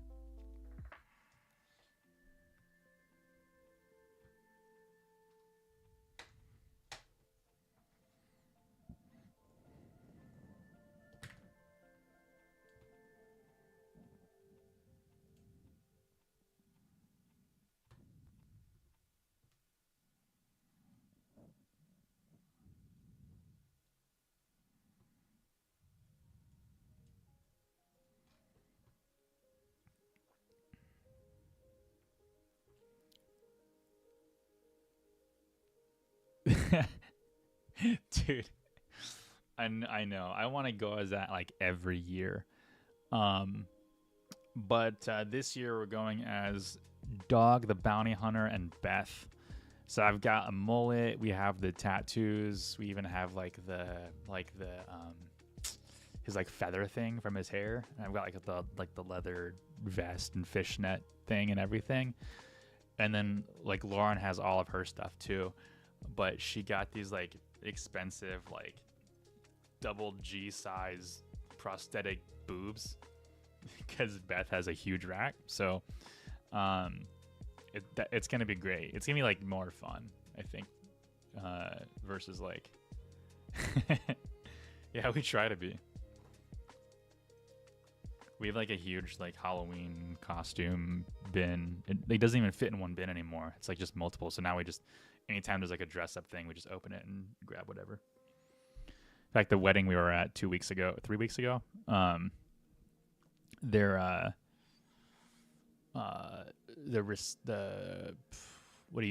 thing you do when you practice, the rehearsal dinner was a costume thing. So we just opened it and opened our bin and pulled out the Barbie and Ken costumes that we did for my niece's 90s theme roller skating party.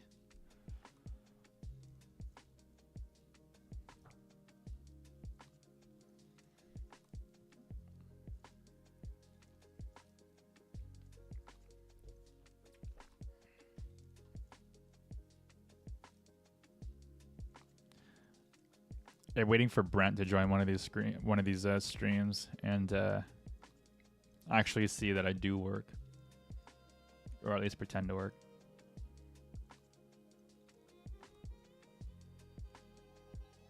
Where's perennial services?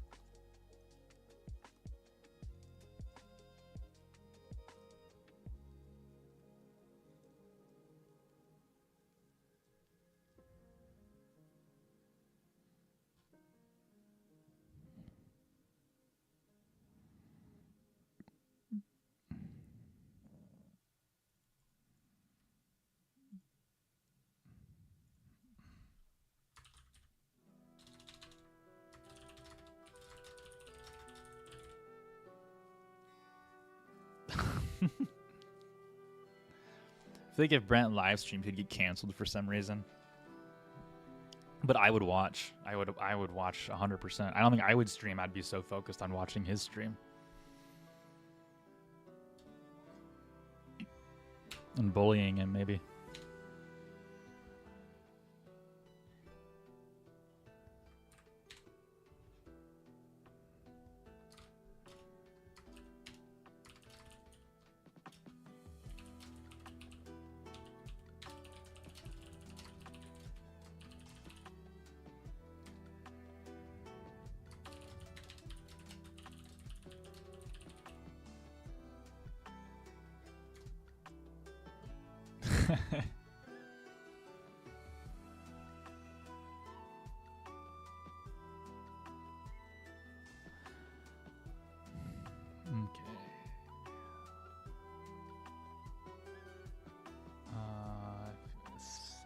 Second, what was his second point?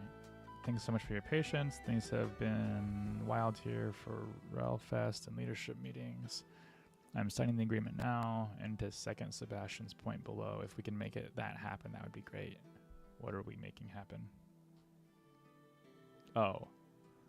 One quick question. Given that we only receive view access to the new account, will we be able to integrate Google Ads data into our existing LL dashboard? Yeah, I thought I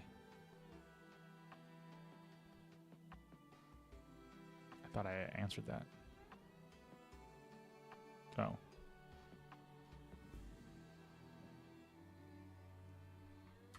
And yeah, we can see what level of access is needed.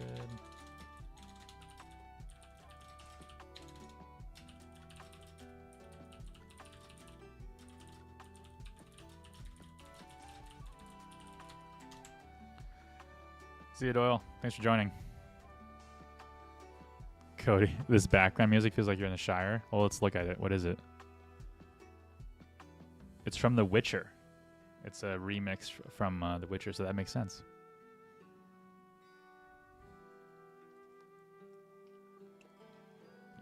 I've been getting ads on Facebook for like Final Fantasy VII, like piano music to fall asleep to, and like Zelda Ocarina of Time music to fall asleep to, and it's all on Spotify playlists. I've been thinking about tuning in, but I've been still reading the Bible before I go to bed, so like it's like I gotta read like 5 chapters of that and then like plug that in.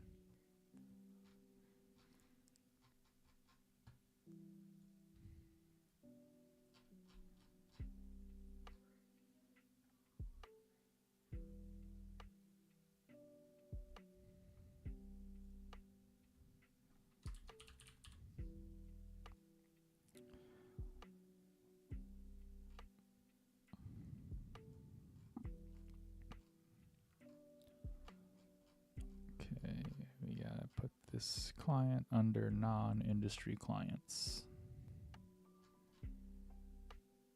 Oh, I didn't even think about that. But I don't know if it'd work though, because I listened to it on the Holy Bible app, so I don't know if like it's gonna. I'd have to have like 2 devices, I think, because I think only one of them is only gonna like come through my headphones.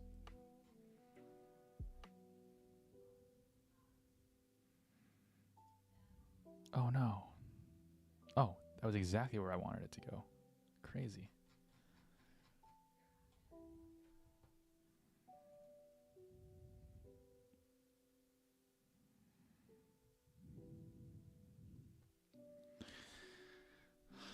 I'm finally reading this email from the podcast guests that took 10 months to respond. I know this thread is 10 months old. Do you want to shut my door? Oh, okay. Dual wielding 2 devices while Bible leveling? Hell yeah. I have a second phone. It's a Microsoft phone. And I only got it so I could play the Final Fantasy 1, 2, and 3 ported onto the Microsoft mobile app store. So it's in my cabinets back here. Okay. 10 months old. I expected Amanda to keep things moving while I was out, but that didn't happen. It's definitely a situation of having a well-intentioned client who is overly optimistic about her schedule.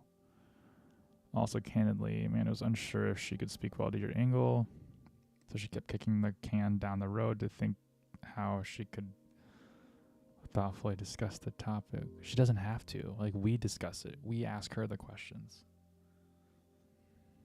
This morning, I proposed we pivot to Rebecca. It sounds like they just don't want to do it. Like this Kirsten girl, like she's like trying. They're like paying her to get them on podcasts, and then they just like they don't really want to do it, and so Kirsten's trying to do whatever she can to get them on it so she can get paid.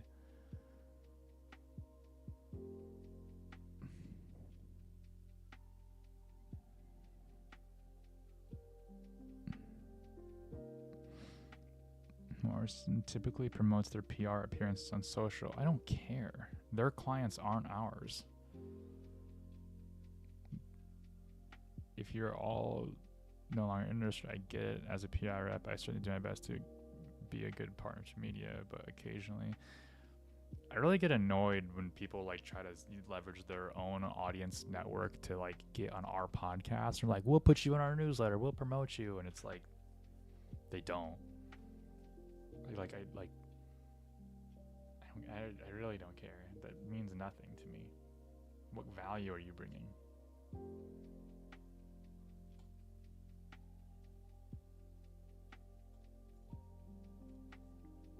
Classic consulting. I pay you to tell me to do things that I don't want to do. It's like all of our clients on LSAs.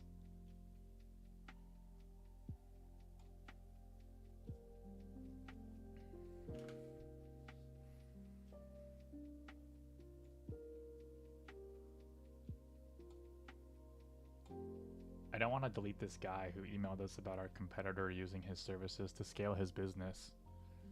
Okay, I wanna do something with it, but I'm not sure. Hey, leg. Oh, I don't know how to say your name, man. Sorry. Le Guizard.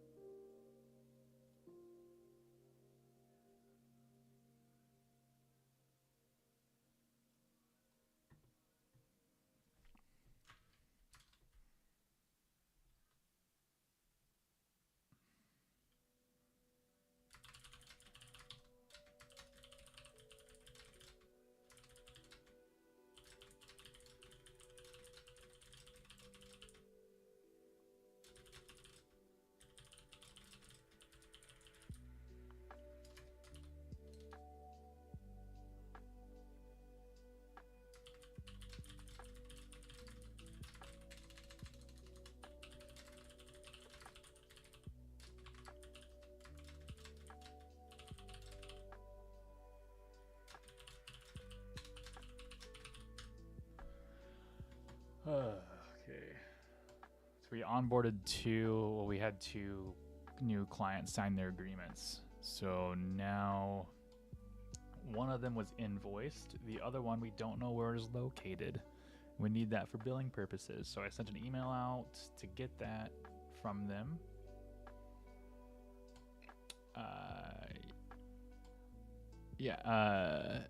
And then the other one, they were invoiced, which means I should be able to check their. They should have a client folder now. Assuming, let's see, who is this? Okay, this is F. Yep, client folder, resources, client information document. Hello, how are you? Greetings from Argentina. What are you up to now? Like Uzad, I am onboarding new clients right now. Just getting this wrapped up before I go eat lunch and start working on our podcast. What are you up to?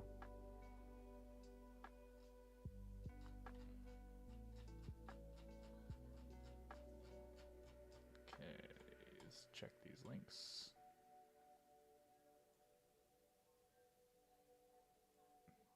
Yep, looks good.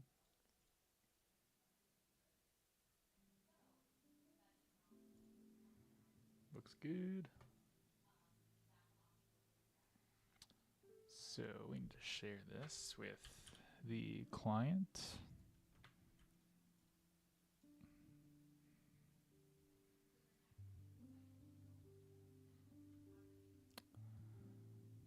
Share, copy. Hey, thanks for the follow, Legzod.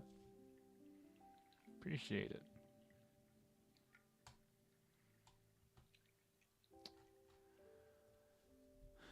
Okay, so we're gonna email this client and say, Eddie, let's client in for. Hey, Aaron. We onboarded 2 new clients today, so We got their invoices out, and I'm sending over their client information document, or CID as we call it, and that's just a document they got to fill out so we know like everything about their business. And then once that's filled out and they pay their invoice, then we get started on the official onboarding. So that's primarily what I'm working on right now. So you actually see those two things that are crossed out on the stream. I'm technically still working on that. They're not actually crossed out. Danny says, good morning, Jake. One of your podcasts. So we have a listener. You mentioned you do meet with clients, or you do not meet with clients on a regular basis, but instead send them reports. How did you establish this expectation with your clients when they started working with you during the sales call? So like, I think we have it on our website too. So we try to set expectations like really early on, and we try to do it on our website, and this is always improving. In fact, I just met with Cody, my partner, who's in the YouTube chat here too, about establishing more expectations on the website and like making sure I have to say less on calls, and we have to making sure that we reiterate less during the relationship. And a lot of that stems from like stuff that's just like front facing on the website. So one of the things on our website is hands off. And if we read this, it says outsourcing your marketing doesn't make much sense when you spend the same amount of time talking to your agency as you would doing the work yourself. That's why we focus on hands-off marketing strategies. As you might expect, the more money you spend with us, the more we have to bug you. Still, we know your time is valuable, so we'll only ask for the least amount of necessary to get the job done. That's expectation number one. Expectation number two is on the sales call. So usually I say, hey, like we don't schedule regular, like we're not like normal agencies. We don't schedule regular meetings. You can call me, you can text me, you can email me, but as far as putting things on the calendar, we don't do that. And then I say like you do get a monthly report on the 3rd of every month. I usually will send an executive summary a few days later, just kind of like explaining a little bit about the report, a couple sentences, maybe it's more depending on the intricacies of it. Then we have other follow-ups too. Like we might need to change something on their website, and I'll just email them about it. But like that's kind of like the communication, and we're always looking at ways we can automate communication just so that we can stay top of mind. But we're not like spending labor hours on meetings that don't need to happen when the reports are very clear and straightforward. So that's how we set that expectation. Also, it's in our pricing. Like our monthly management fee, and this answers Aaron's question, that's what's our startup. Our monthly pricing is $650 a month. That's our base pricing for basic SEO and Google Ads management. It's pretty low.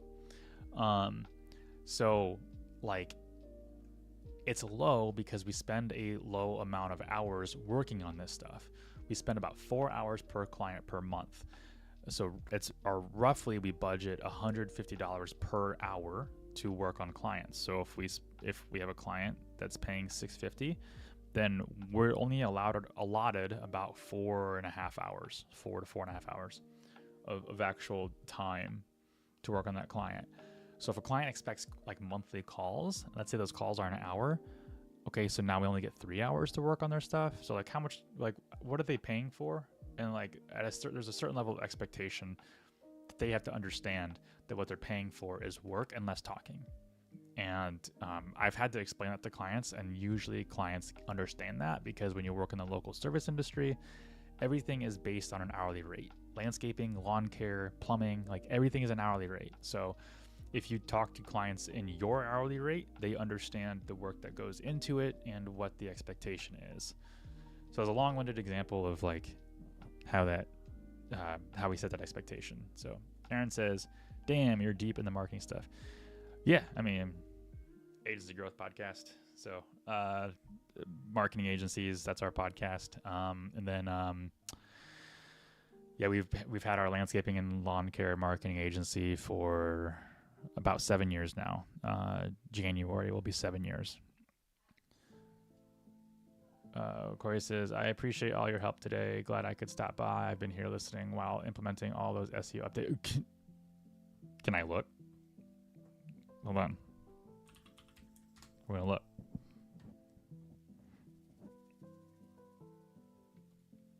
Nice, dude. I see it. Well, no, I see you put Chattanooga in the septic pumping page. Wait, I mean that counts.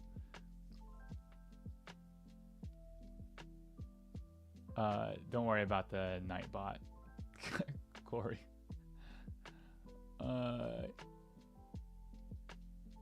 Aaron says, I'm also working on an AI-based marketing agents.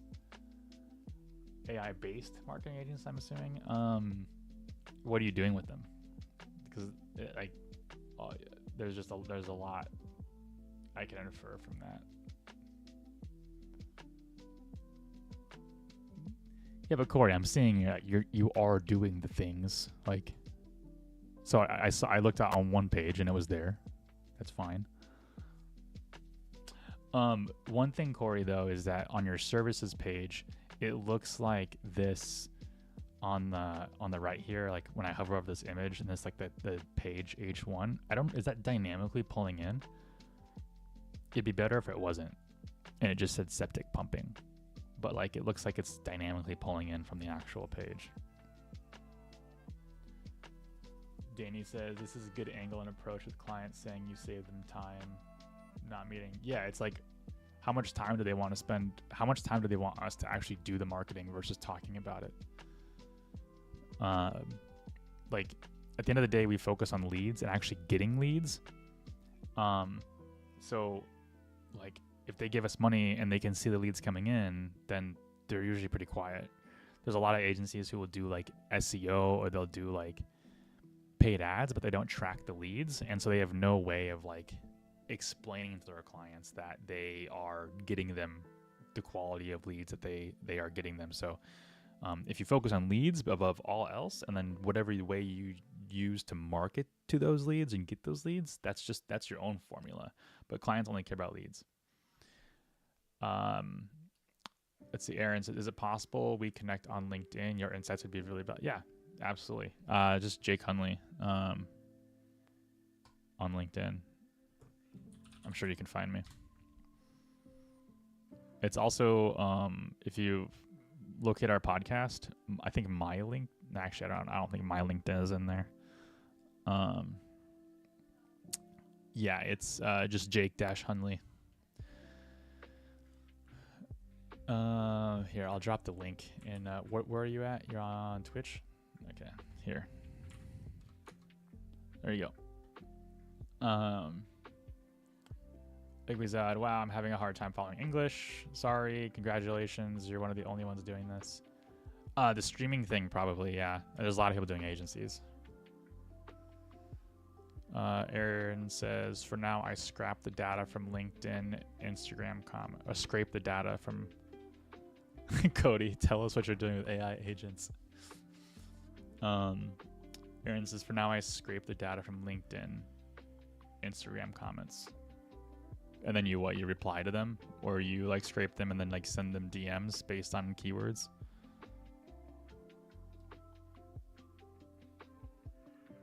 I assume this is you.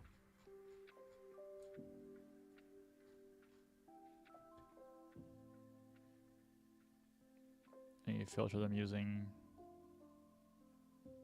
ML. What is ML? Danny says, question about Yelp. They consistently contact us. Are they worth partnering with? Is their agency division partnering with you or contacting you, or is like this like the general business Yelp contacting you? That's question number one. Aaron, I would be more impressed if your AI agent wasn't sales related or like wasn't lead gen related. Because machine learning, okay, because like that's what everyone seems to be doing, and there's like always like a rewrapped version of that somewhere else. Like it's all scraping, it's all like lead gen, it's all list scraping, and like it's not like new or like transformative or anything like that. So like we're trying to explore like doing operational things, like not lead related things, and like that's what's hard to find other people doing. Because you have to integrate with multiple platforms. Danny says, yes, the agency division is contacting us. Okay. What niche or industry are you in? Or do you have clients across all different kinds of industries and niches?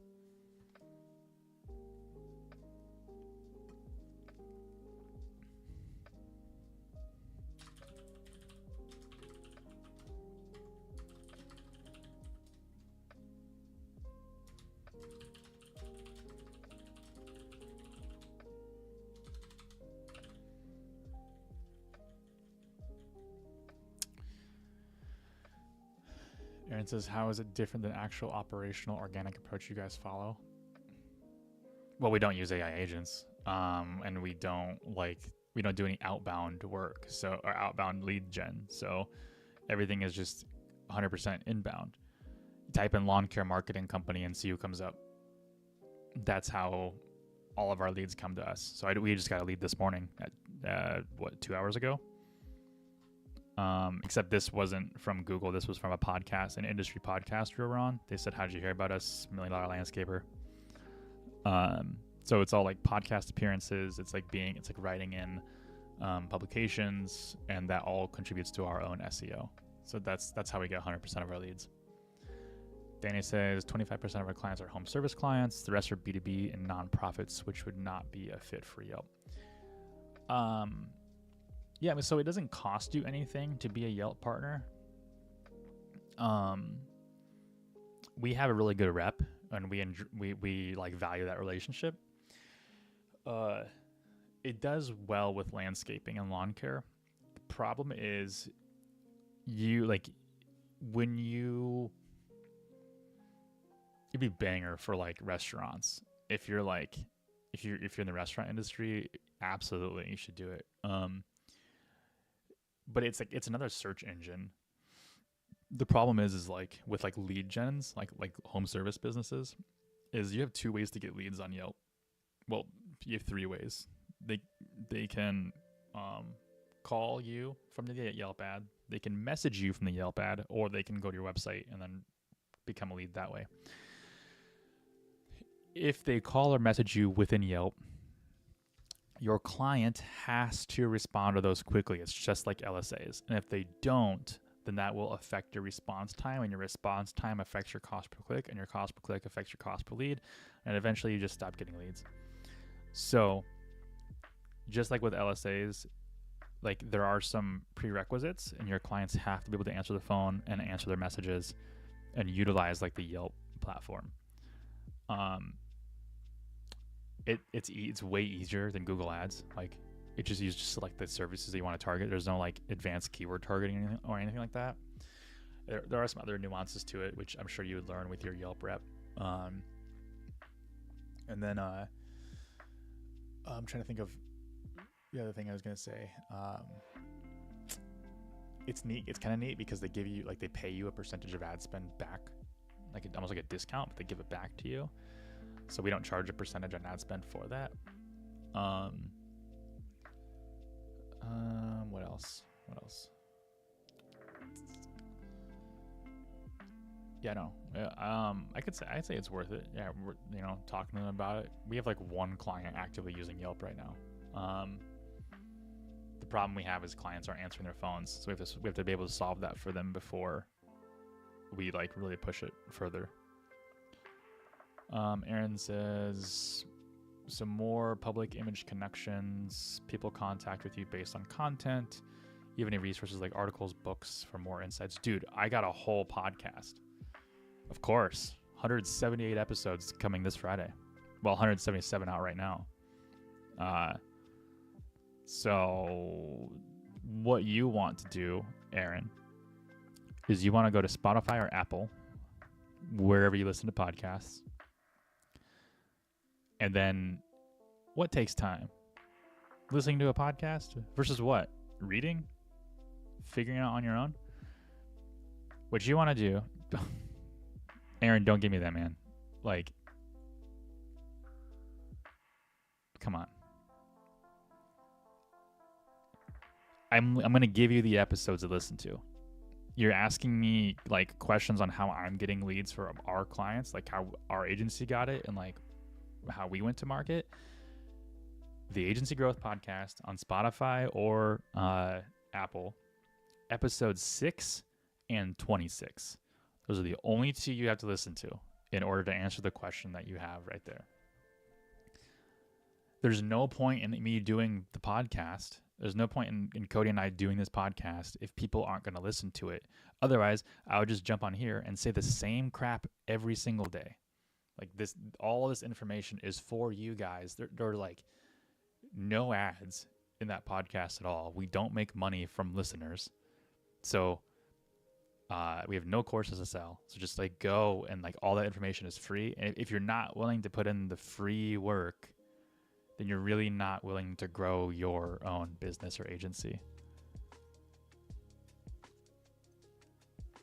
Aaron, how big is your agency? How many clients do you have right now?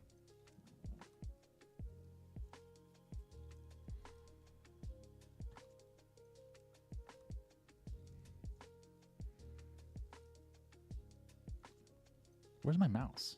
Oh, there it is.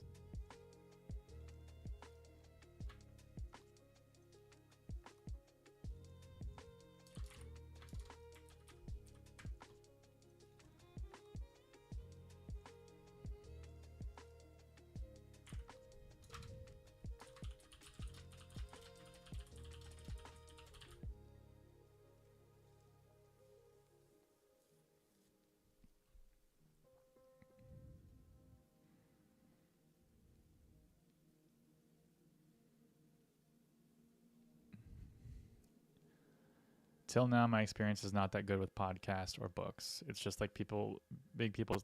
Hey, you're in for a new experience, man. Like our podcast is not that way. It's the complete opposite. Cody and I have like bullshit for like 10 minutes.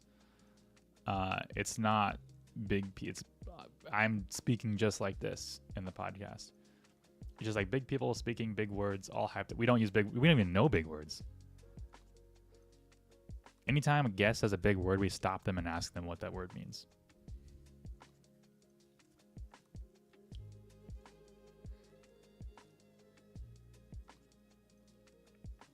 But I get it. Like we started our podcast because of basically what you're saying is like everybody that was starting one in the marketing and agency space, it was like super stuffy and annoying, and they were just saying buzzwords that weren't really that were just hyped up, basically. So, yeah, listen to ours. Just give it a shot.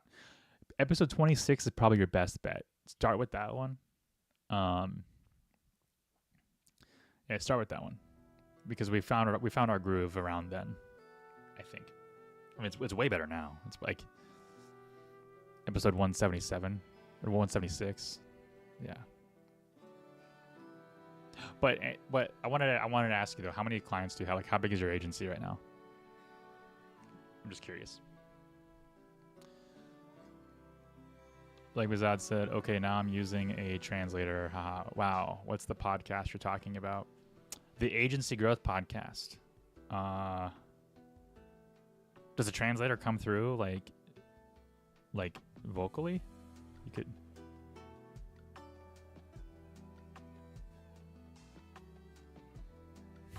Cody. Cody, if you want to see all the comments, you can go to Twitch. You can find my stream, Agency Jake, on Twitch. And Corey was banned on chat typing in caps. I gotta adjust the bot. Danny, thanks Cody and Jake for the answer regarding Yelp. I will meet with them, and great job with the podcast as well. Thanks, man. Did you leave us a rating or review on Apple? Rating on Spotify?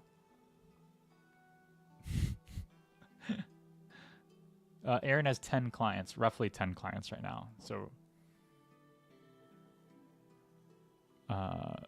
7-ish, I'm gonna guess. It's always a little bit lower than what people say, including ourselves. I always say 50, but it's like 30 plus 10 hosting. Corey says, but I find you very fast by typing in landscaping marketing agencies. SEO is really powerful. Yeah, dude, it's even better when you type in lawn care marketing company or lawn care marketing agencies. I don't know why that ranks better for us, but you're like number one. Like this ad says, I have an external translator. Cool. Well, I hope it picks up my voice because I speak fast sometimes. Aaron, all local small businesses. Cool. Us too. Are they, are you in the U.S.? Are they U.S. located? Are they around you? Or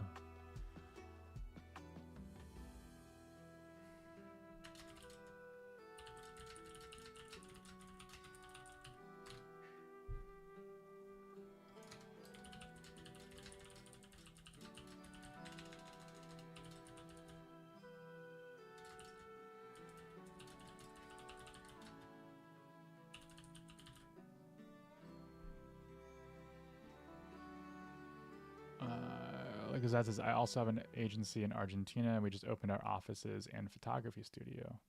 Oh, cool. You have like a physical office. What do you specialize in? Aaron says, I'm in India, just graduated here, and I'm trying to build AI business. Dude, Aaron, everybody's trying to build an AI business. Like, hope you're ready to compete. Danny says, yes, thanks for the reminder. Just keep it. Oh, let's go. Thanks, Danny. I appreciate you. That's 82 reviews for us, Cody. We're 18 away from 100.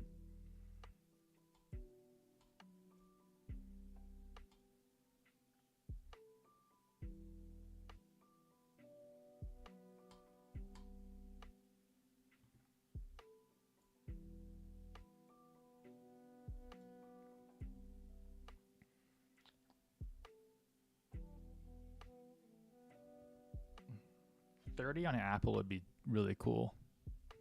Like 100 on app, 100 on Spotify, 30 on Apple. I'd be happy with that. Like that says graduate in marketing, ads, full stack, e-com manager. Oh, you do a lot. So is your photography studio for like what kind of clients use the photography studio? What's that for? Oh, Cody, yeah, it's a different Aaron. This is Arin. You're thinking of Lord Aaron from the Discord. The agency Discord for all you watchers on Kick, Twitch, and YouTube, not in the agency Discord.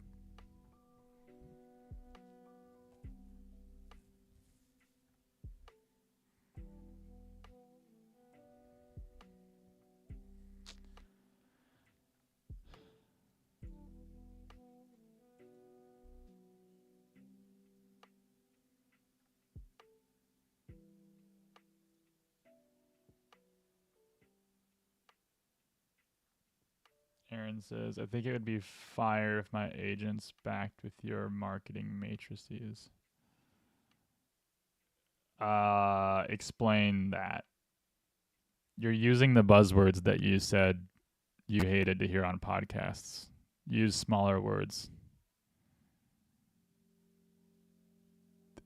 I think it'd be fire if my agents backed. If your agents backed my marketing matrices. Like, you're talking about, let me guess what you're trying to say. Your business logic. Oh.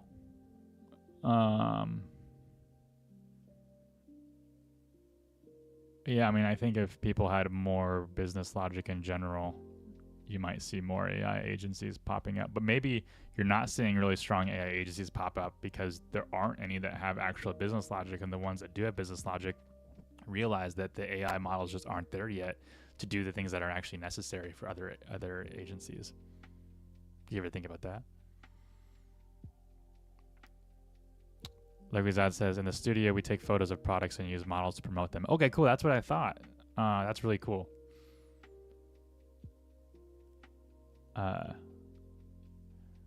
That's really neat. Are all of your clients in Argentina then? Aaron says, basically, I'm automating marketing. No, Aaron, you're automating sales. Like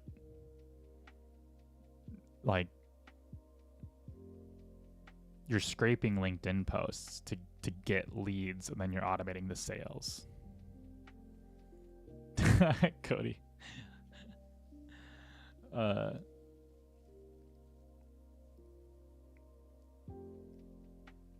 What I'm saying, Aaron, is that like I'm trying not to be like mean or rude, but like based on what you've described to me and what your AI marketing thing is not new. Like everybody is doing that. Everybody's using AI agents to scrape comments on LinkedIn and get leads, and then run another AI agent that just like sends cold DMs out or emails them with the same AI slot message. Like, I get 1 million of these a day. And so uh, what I'm saying is like nothing you're doing seems like really that like groundbreaking or crazy, and it's cheap. Like what I'm saying is if you want to build an AI agency, you should focus on something that's like more process oriented. Um, in which case you should really learn like code and development, and you should listen to. You're not gonna because I already suggested you listen to some other episodes and you push back, but you should listen to an episode that we have with Faisal and Umair from Strugbits. They're a Pakistani agency. They're a development agency. They're doing some really cool things with AI. I don't know what episode it is though. Um, I just search in our podcast Pakistan. I'm sure you'd find it. But they're not doing like the lead gen AI stuff because it's done to death. Like Rizaz says, I also have clients in Mexico.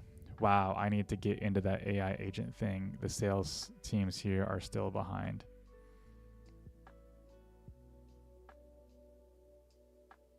I don't know what I said that made people want to get into it.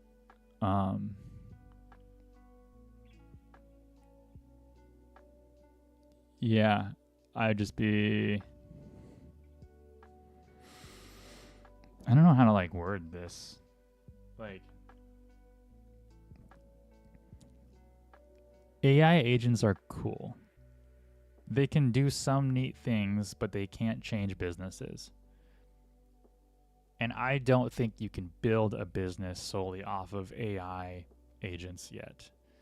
So, first, figure out what's broken in your own business and see how AI agents can solve that problem.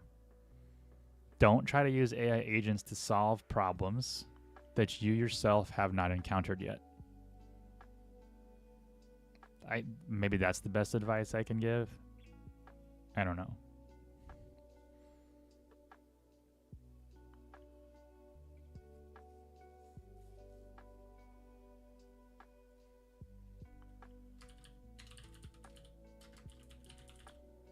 I'm going to get bad reviews on the podcast for being too realistic.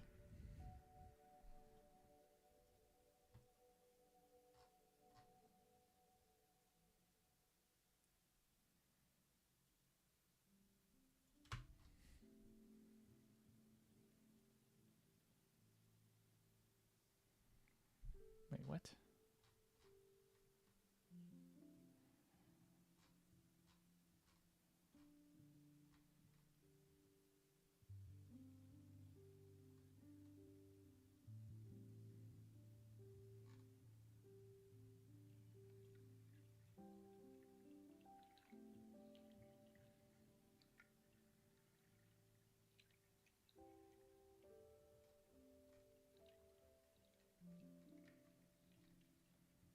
There it is. Aaron, you are absolutely right. First, getting the experience, then implementing the findings. Yeah, so having said that, what are you going to get experience in first? Like, what are you said you have roughly 10 clients. So what are you doing for those clients? Like, what are they paying you for? You're 22, you just started working. Have you ever had a job before? Like in marketing? Or did you just started this right out of school or something?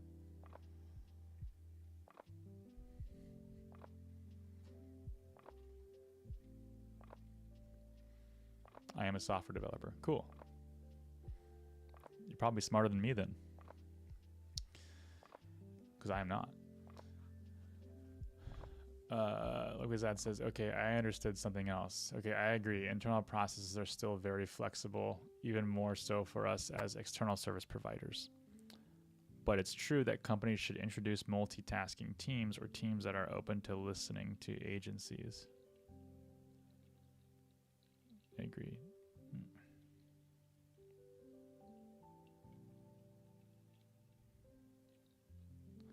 Multitasking teams.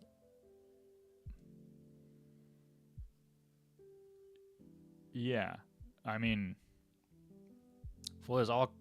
Hopefully, I'm like interpreting what you're saying correctly.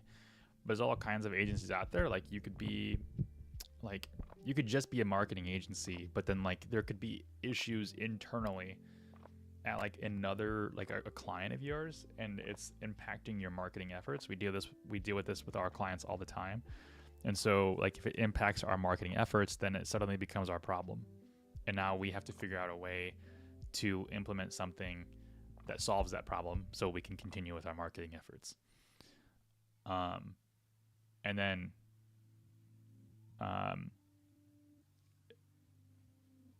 yeah, hopefully I interpreted that correctly. And says, no, that's what smart people do, being down to earth and praising others. I'm not a software developer.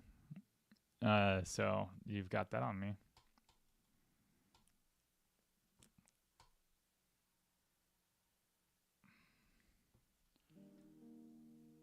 I'm also like 10 years older than you too, so I have a little life experience.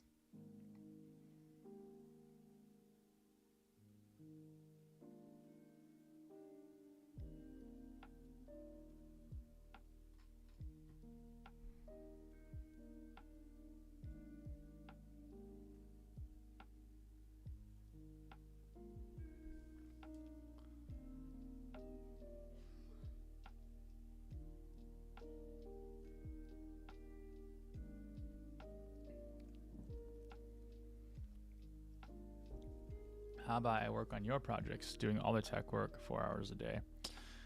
I would guide you to another podcast episode that we've done, but I also don't think you're gonna listen to that one either. And that's called it's basically we don't take on free work. So like I appreciate the offer, but no. But I'll explain why. The reason why that we don't take on interns or free work is because it is significantly more effort for us to teach you the business and to train you for I don't know how many months, implement systems that we may not keep after you leave, and then once you do leave, then all that time was essentially, wasted.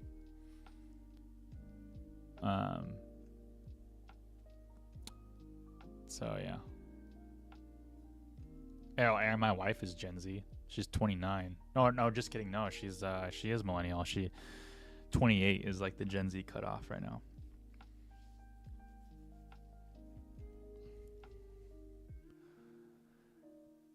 Yeah. If you want to do free work, you should do it for clients. You shouldn't work in an agency to do free work for an established agency. You should do it for like people you want to be your clients. If you want to like learn from another agency, you should apply when they're hiring, because there's no agency that wants to train somebody just for them to leave.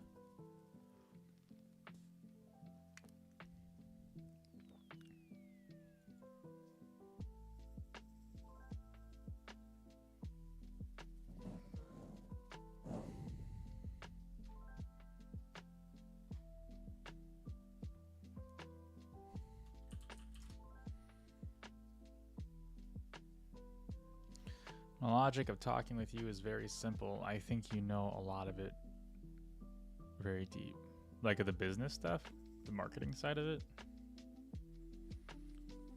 You'd be surprised at how much I don't know.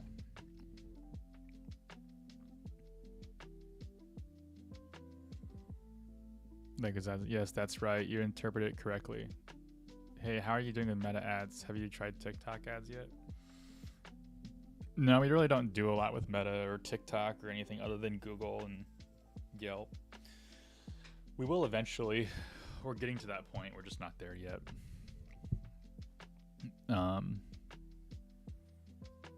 Yeah, I mean, there's plenty of market and client opportunity for us in just the Google space and not having to add more services.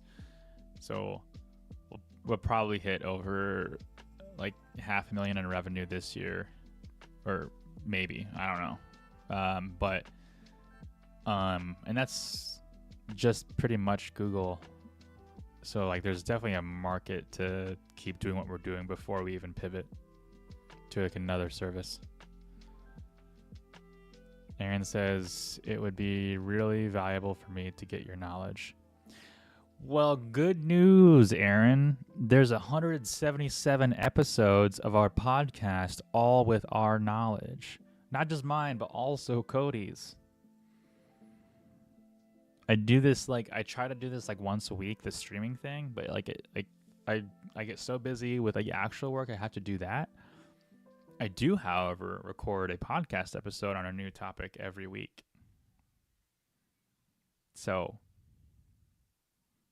try listening to that.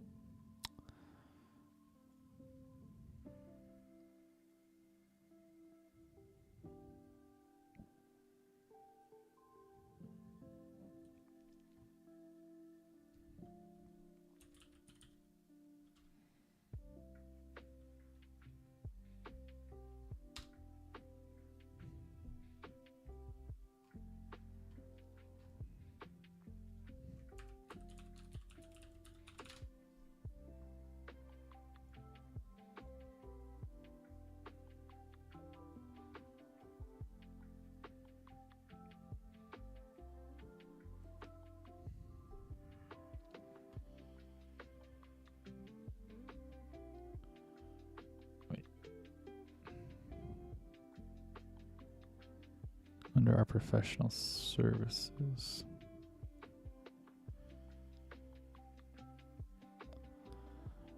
Client has a website change that they want me to do, so I'm going to do that real quick. I'd normally assign this to Eva, but she's got a pretty full plate, so I'm going to, and this is relatively simple, so I'm just going to tackle it. So he wants curbside leaf removal just changed to leaf removal. That's not going to really affect SEO, so I'll do it. Then in the description below, I mentioned that we do both full service and curbside leaf removal. So rake or blow your leaves to the curb or schedule a time for us to come by and remove them with our leaf vac.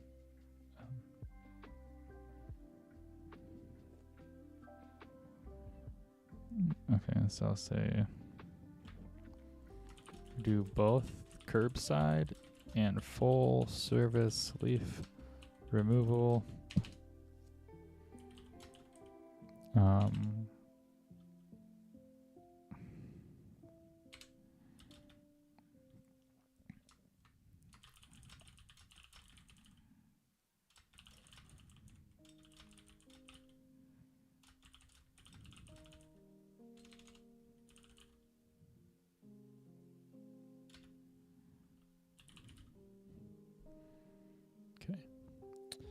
I'd also like to change the landscape cleanup page's main picture to the attached image. We can do that. So we're going to save this. Exit the visual builder. We're going to go to the wait, did he say landscape cleanup?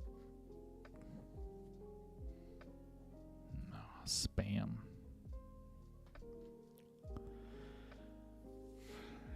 Okay, he wants to change this main picture.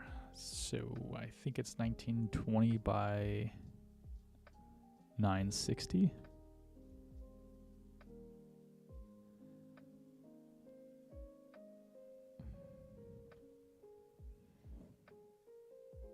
Yep, 1920 by 960. So I'm gonna go open Canva.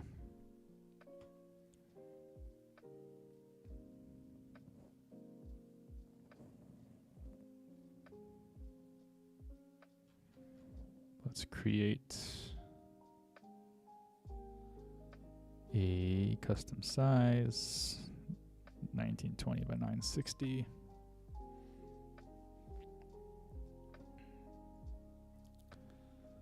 Upload a file and drop it in.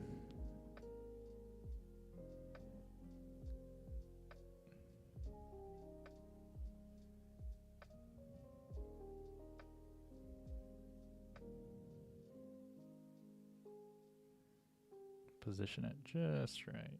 Probably as much of the yard in there as possible.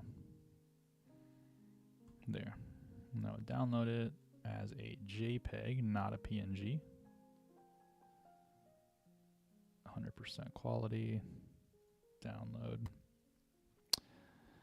Aaron says, damn, you guys have 400 episodes. No, we don't. No, we have 177. Where are you seeing 400 episodes from? Are you sure you're not looking at the Digital Agency Growth Podcast? That's not us. I'm not Josh Hall. I'm on the Josh Hall. I was on an episode in the Josh Hall podcast. Yeah. But the podcast name is right here. The Agency Growth Podcast.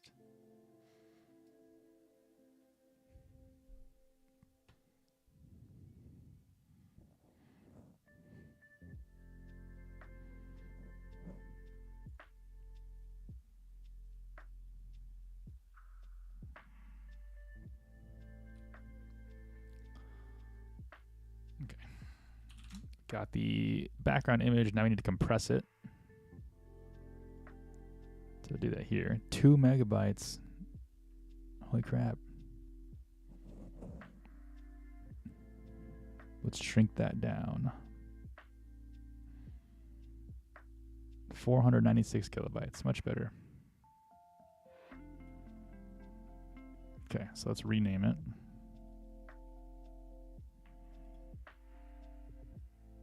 We're going to name it Fall Landscape. Professional Landscape Cleanup Services. Oh, you found it? Cool. Yeah. Give us a follow. Get updated. We drop our episodes at midnight Eastern time, U.S. Eastern time every Friday. So you'll probably get it you might get it earlier than everybody else. Oh no, you get it later than everybody else. Sorry. So you get it. It's gonna show up at you're in India, so you're probably gonna get it at 8 or 9 a.m. I think, probably 9 a.m. your time on Fridays.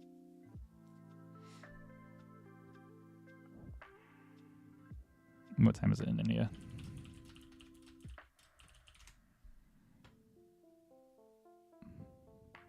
Unless it goes the other way. I don't know where the prime meridian is. It's 11:25 p.m. So you're 12 hours ahead of us. Or 11 hours ahead. So you get it at 11 a.m. No.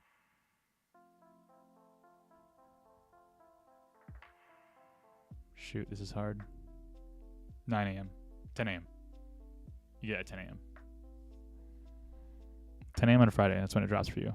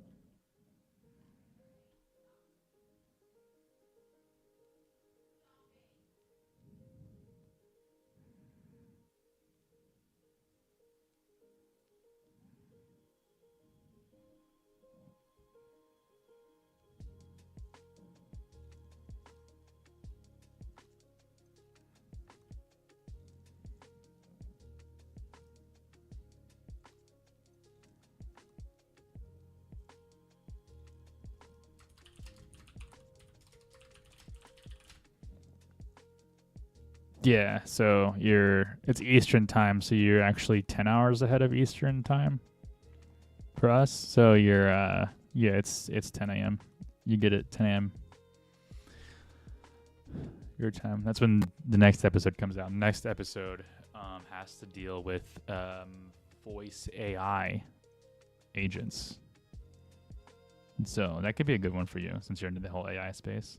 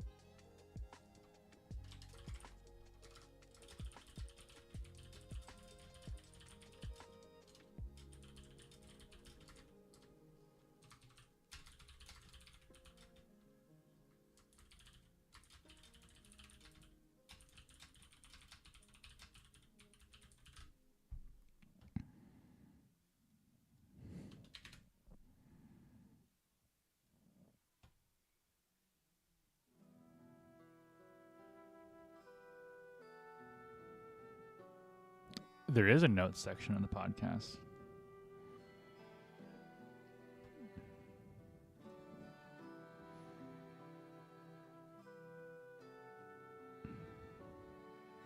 So look, hold on, let me share my screen. If you go to our podcast and you go to an episode, you hit show more. It's right here. These are the notes.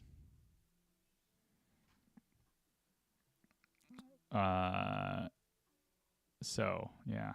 So like related example is like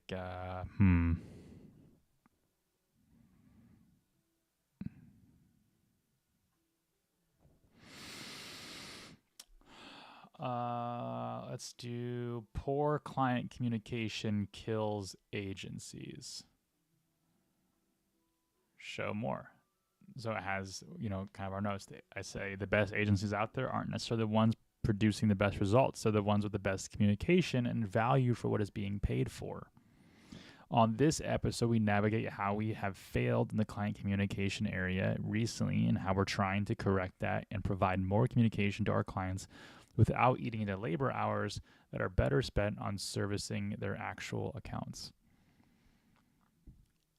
So, yeah, I mean, there's notes.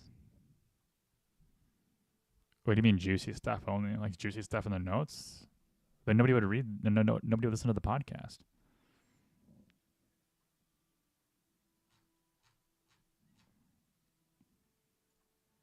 Why agencies struggle with productization. Lots of notes in here. The notes? No, we publish them. I write them. I write all the notes. So yeah, here.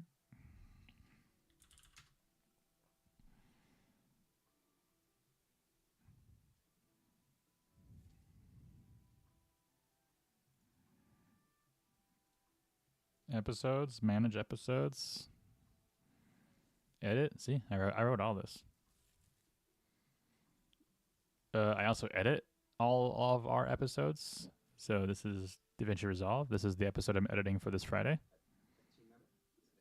And I had to custom make all this audio here from multiple tracks because it was our guest didn't have good audio quality. But yeah, it's all like I do it all. It's not just like a pump and dump. Yeah, I do it for you. So when you say, I want to listen to podcasts, take too much time, tell me about it, dude. I'm like doing it. I'm making the podcast.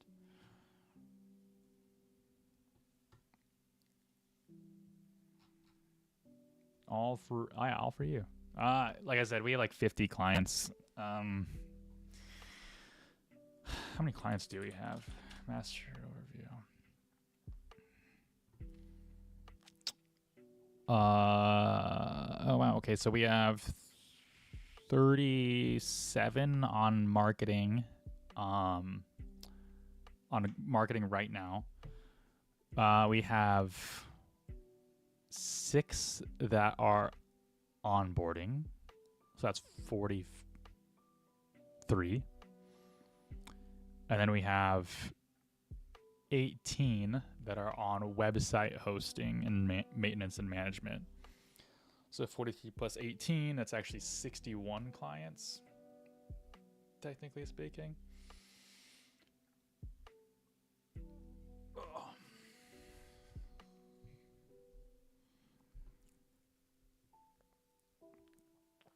All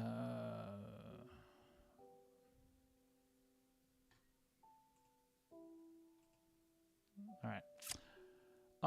I need to get off and go eat lunch and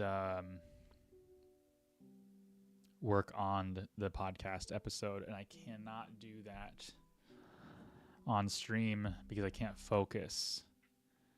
I have to listen to this, and I can't respond to this. And so that makes streaming not super conducive or entertaining. So, yeah, man, it was nice talking to you, too. Are you in the Discord, by the way? The Agency After Hours Discord?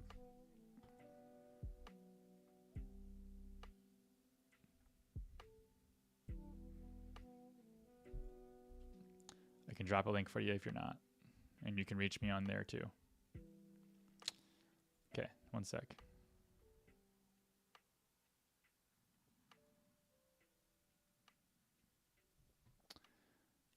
You're on Twitch.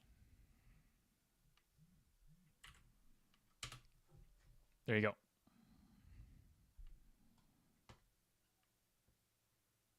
You didn't disturb me. I wouldn't stream if I didn't expect to talk to people. For days that I actually need to focus on working, I don't stream. That's why I don't do this every day. But yeah, let me know if that link works for you.